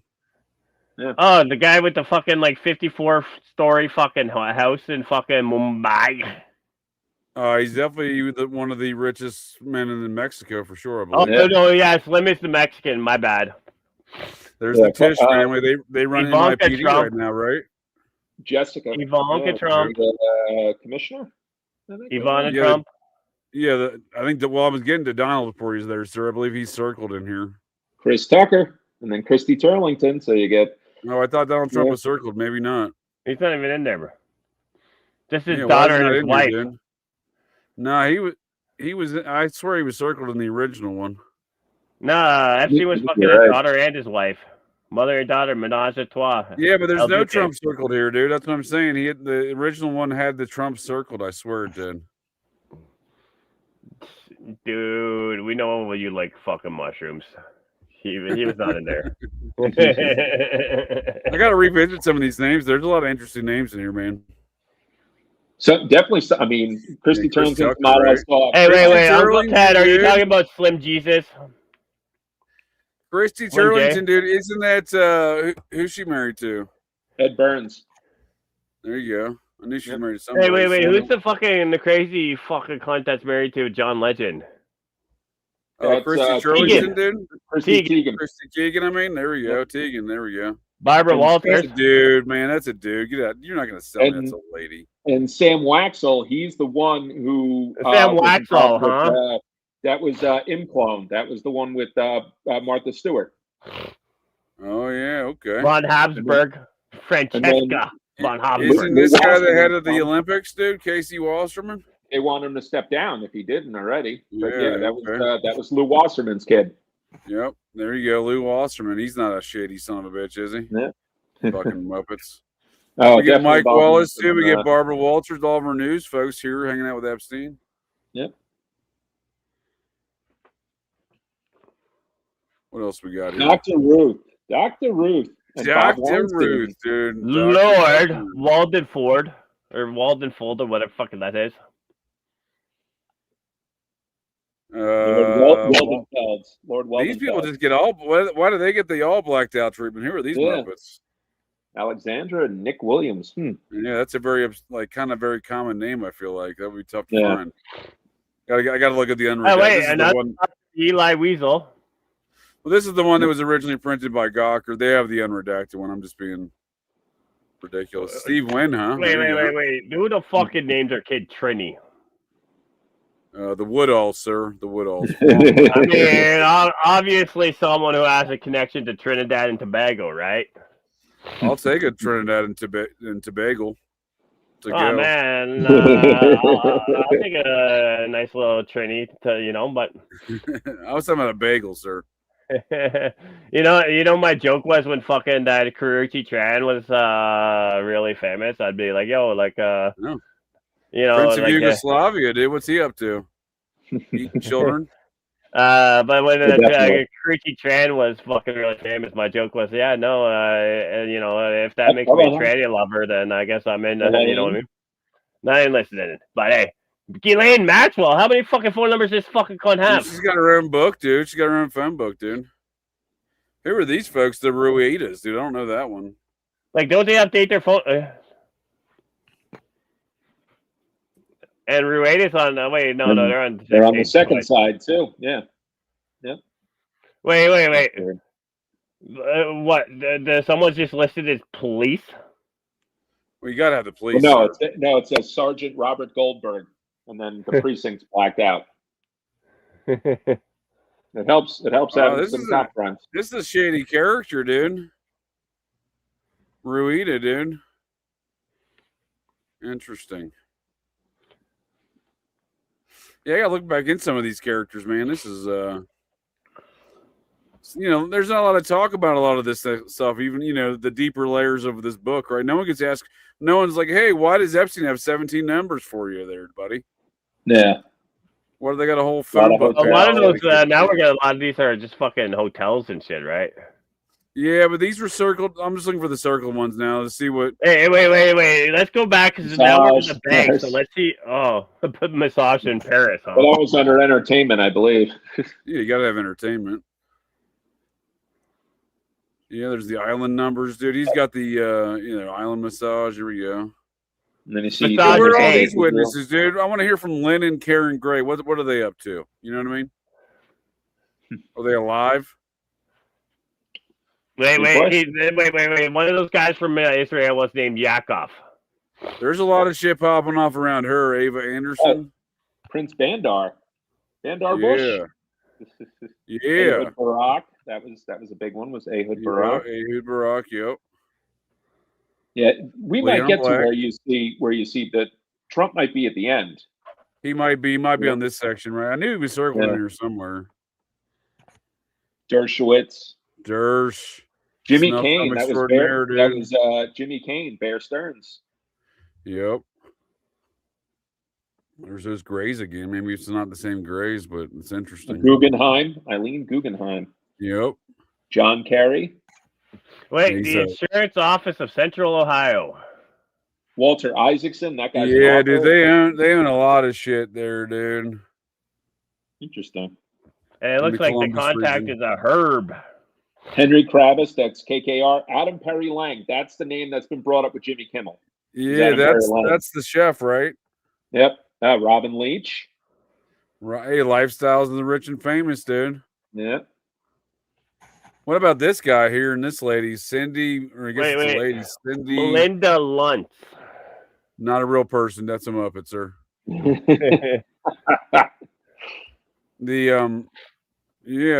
Senator George Mitchell, right? Headed Disney at one point in time. Yep. And you saw Mark Middleton, the man who managed to kill himself by shooting himself. He's just a good shot, sir. He's just a really good shot. He can shoot himself and the shotgun can land 30 feet away, right? Jerry Merritt, isn't that like someone famous? Well, this is the guy that signed him into the Clinton White House, though, right? Mark Middleton, right? I think it was like 17 times, something like that. Yeah, dude. He died of an arcanicide, you know. Yeah, he was hanging from a tree with a shotgun 30 feet away, right? Yep. Mike Ovitz. A lot of numbers there, and how powerful Mike Ovitz was. Oh yeah, shit. Another Disney connection at one point too, because Ovitz with his corporate ownership. There's Pete the pilot, dude. Pete the pilot. Only one number. Poor Pete. I'd like to get Pete the pilot's deposition. What's his last name? Pilot? David Rockefeller. Wait. Shit. Yeah, there you go. Yep. Louis Rainier. Very highly. If you listen to the interview with Steve Bannon, he speaks very highly of David Rockefeller. He says he's a very humane individual. Oliver Sacks. Louis Ranieri, who the fuck is that? I wonder. Finance, but Merrick, New York. Merrick's not that far from me, from where I grew up. It's only a few towns over. Oliver Sacks, that's the one that Robin Williams played in Awakenings. Oh yeah, shit. Okay. Yeah, Louis Ranieri, I know, was involved with finance. Yeah, what the fuck is that, dude? Roxton Sporting. That sounds. Denied payrolls. Yeah, that what area code is that? What country code is that? That's a weird one. I don't know. You have fucking Google in front of you. I know, but it's like it seems like it'd be like somewhere like Serbia or some shit. It's such a strange area code. Louis Ranieri is the one who is considered the father of the mortgage-backed security. Ah, okay. So the thing that blew up the economy back in 2008. Yeah, now you mention it, I think they do a little background of him in the It was David Lee. Like, he's the one they want you to believe was, but David Lee was the one out of CIBC who wrote the fucking algorithm. There's Trump's numbers. Well, I think they mentioned Ranieri in The Big Short. When they they do, but Mm-hmm. Yeah, but they don't mention David Lee, the Chinese fucking guy who wrote the wall here in Canada and then disappeared back to China and is involved in economic terrorism out of China too, right? I brought him up before, but he wrote the algorithm that fucking did all the fucking real money moving. I like to move some money, dude. Where are we moving the money to? I don't know. You got to call some of these numbers to figure out where the money's being moved. Call Donald Trump, dude. Ask him. He's got a lot of numbers there. Mm-hmm. And Melania, too. I mean, you see Melania at the bottom. But supposedly the folks against Larry Visosky here makes sense. He's the chief pilot. I guess that's why you'd sort. Hey, you know what? Right below Donald Trump is some motherfucker that I would never ever trust. Dude, you can trust Marty, dude. Marty if your name is Trust, I am not fucking trusting you. I'm just fucking saying. Dude, how about even Bob if it's your Strassi, birthday, dude? get the fuck out of here. Miffler and Raven, dude. Miffler and Raved, dude. What the fuck? That's a Muppet, dude. That's not a thing. I mean, there's the Wexner, dude. How does Wexner still not get any fucking questions right? There's the White House main line. That's cool. Oh, Herb Wallman, Insurance Office, Central Ohio. Yep. White House. Yeah, White House main line. Well, that's information, it says. Jim Whitehead, that's a Maryland 301. That's a Maryland. I know some Whiteheads. I don't know Jim, though. I mean, I've had a few Whiteheads in my life. Wexner's got his own page of the phone book here, dude. Yep. Vera Wang, a designer, yeah. Yeah, huge designer, Yeah, I wang my Vera, too. A lot of trafficking going on in these fashion worlds, it seems, of all varieties. Jeffrey Epstein, like, how many fucking phone numbers does he need for himself, fucking retard? Dude, he's got Huckleberry Finn and Town Sawyer, dude. Like I told you, this is literally a tactical operations center. That's why they need so many fucking phone numbers. And Mark Zuckerberg's all in there right next to it. Yeah, I don't disagree, sir. This is a larger operation than wait. Go back up to Kenya, and what the fuck is that one place? Like, yeah, dude, that's where they. Why are like Musaga Club? Why the fuck are they blacking out like a business? Yeah, that's clearly where they hunt. They're redacting. Let's be honest. It's a country club, allegedly. Right. Chelsea police station. Like they're fucking literally like the men. Why are they fucking redacting like police station phone numbers? Why is everything redacted in here, right? No, well, I mean, if you're gonna make an argument for anything, how the fuck do you make the argument that you're gonna redact a fucking police station phone number, which is public information? Sir, they released UFO. Oh, I hope Jacob never came back because I didn't see him there. Okay, thank you. He wasn't just waiting back there, dude. I hope he wasn't. I've been paying any attention to the chat either. But dude, they've been releasing parachutes and Boy Scout balloons and calling them UFO files, dude. Let's get serious. You know what I mean? But going with what Sabrina's saying, is Karen Mulder related to Scully and Mulder? Well, the Bushes do come from Rockefeller Steel in Columbus, Ohio, via Samuel Bush. But I was gonna say earlier, it's going with the Scully and Mulder reference. We need to break down California with a K with Brad Pitt and David Duchovny and Juliette Lewis. That's a good one. That's a good one. Speaking of breaking down California, I have legendary comedian Mort Saul breaking down some funny elements of actual California. Oh, Jared. Is there no sound? Is it not playing sound? There's no fucking sound.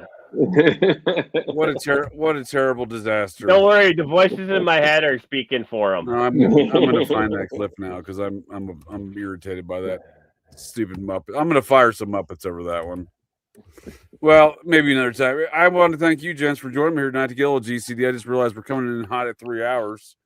I mean, we're still 2 hours behind last week, but well, that was an epic lengthened conversation for sure. But I want to thank you folks, the interwebs, joining us here tonight to get a little GCD. Oh, I'm not muted now, am I? Okay, thank you. No, it was muted. Yeah, I realized. I had to get up and put some clothes on when you said How dare you? How dare you, Muppets, produce a video with no sound? I'm firing some Muppets, dude. They're out of here. I'm gonna give them the old Pen of Moon Day treatment, if you know what I mean. Going real Nazi. We're gonna go Werner von Braun on them. I mean, if you're getting kicked and RR's still here, like. Well, either of you gents have some closing statements you'd like to offer here? Baking recipes? Any words? Yeah. Suggestions? Go to the homepage, hit the fucking like. Join the Operation GCD Patreon, even though I haven't yet, because that's American dollars. That's a lot of money, no? I'm not gonna lie. I don't know. Dude, I could be a generous host and give you a subscription since you offer your time here all the time, sir. So wait. What I was gonna say though is I'm a cheap motherfucker. On my YouTube, there's only one movie I ever bought. Do you guys want to take a guess? Columbine. American Me, the story of Boxer. That's a great fucking movie. And then they killed the fucking. We need to get into that one now. They killed the fucking technical directors because they said Boxer got raped in juvie. Let's get into the mystery of how Haley Joel Osment got so big and fat, dude. Oh wait.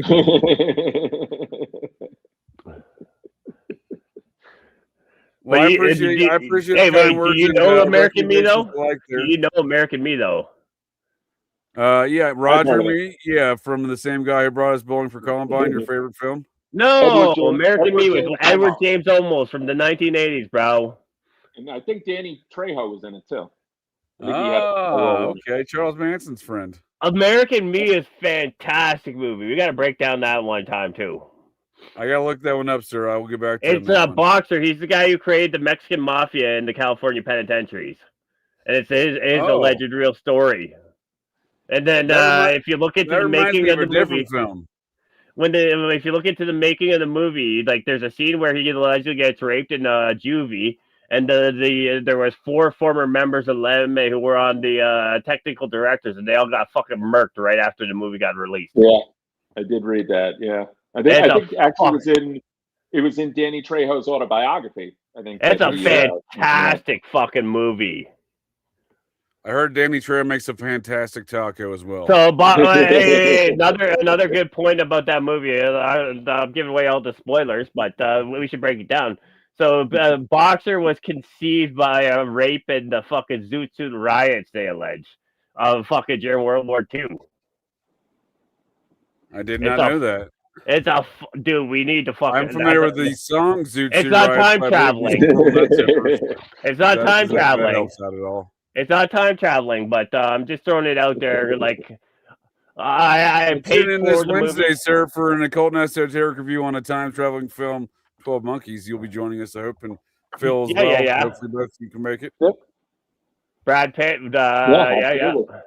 And you know what's even better though? If you look into I think in the movie they wear a bunch of. Wait a second. You mean to tell me there's a film better than this film here? No, I'm not saying it's better. No, but if you look at the television show based on this movie, right?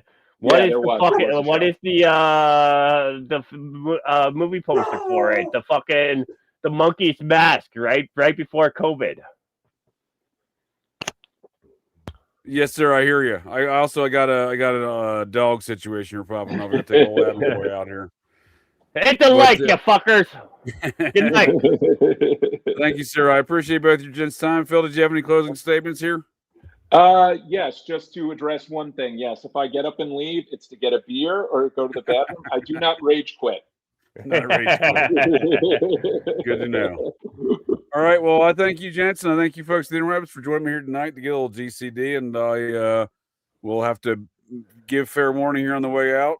Watch out for lasers. There's thousands of Americans out there. By the way, I've been shot with a laser beam twice. Hey, they got Ted. Watch out, folks. Well, that's it. That's the show here, folks. So the next time you're out on the town, visiting your local watering holes, or perhaps just meandering around, and you hear the unmistakable sounds of metal clanking, and you spot signs of a disturbance, but check your six. Look in that garbage can, 'cause you never can tell. The GCDs may be loose in your town.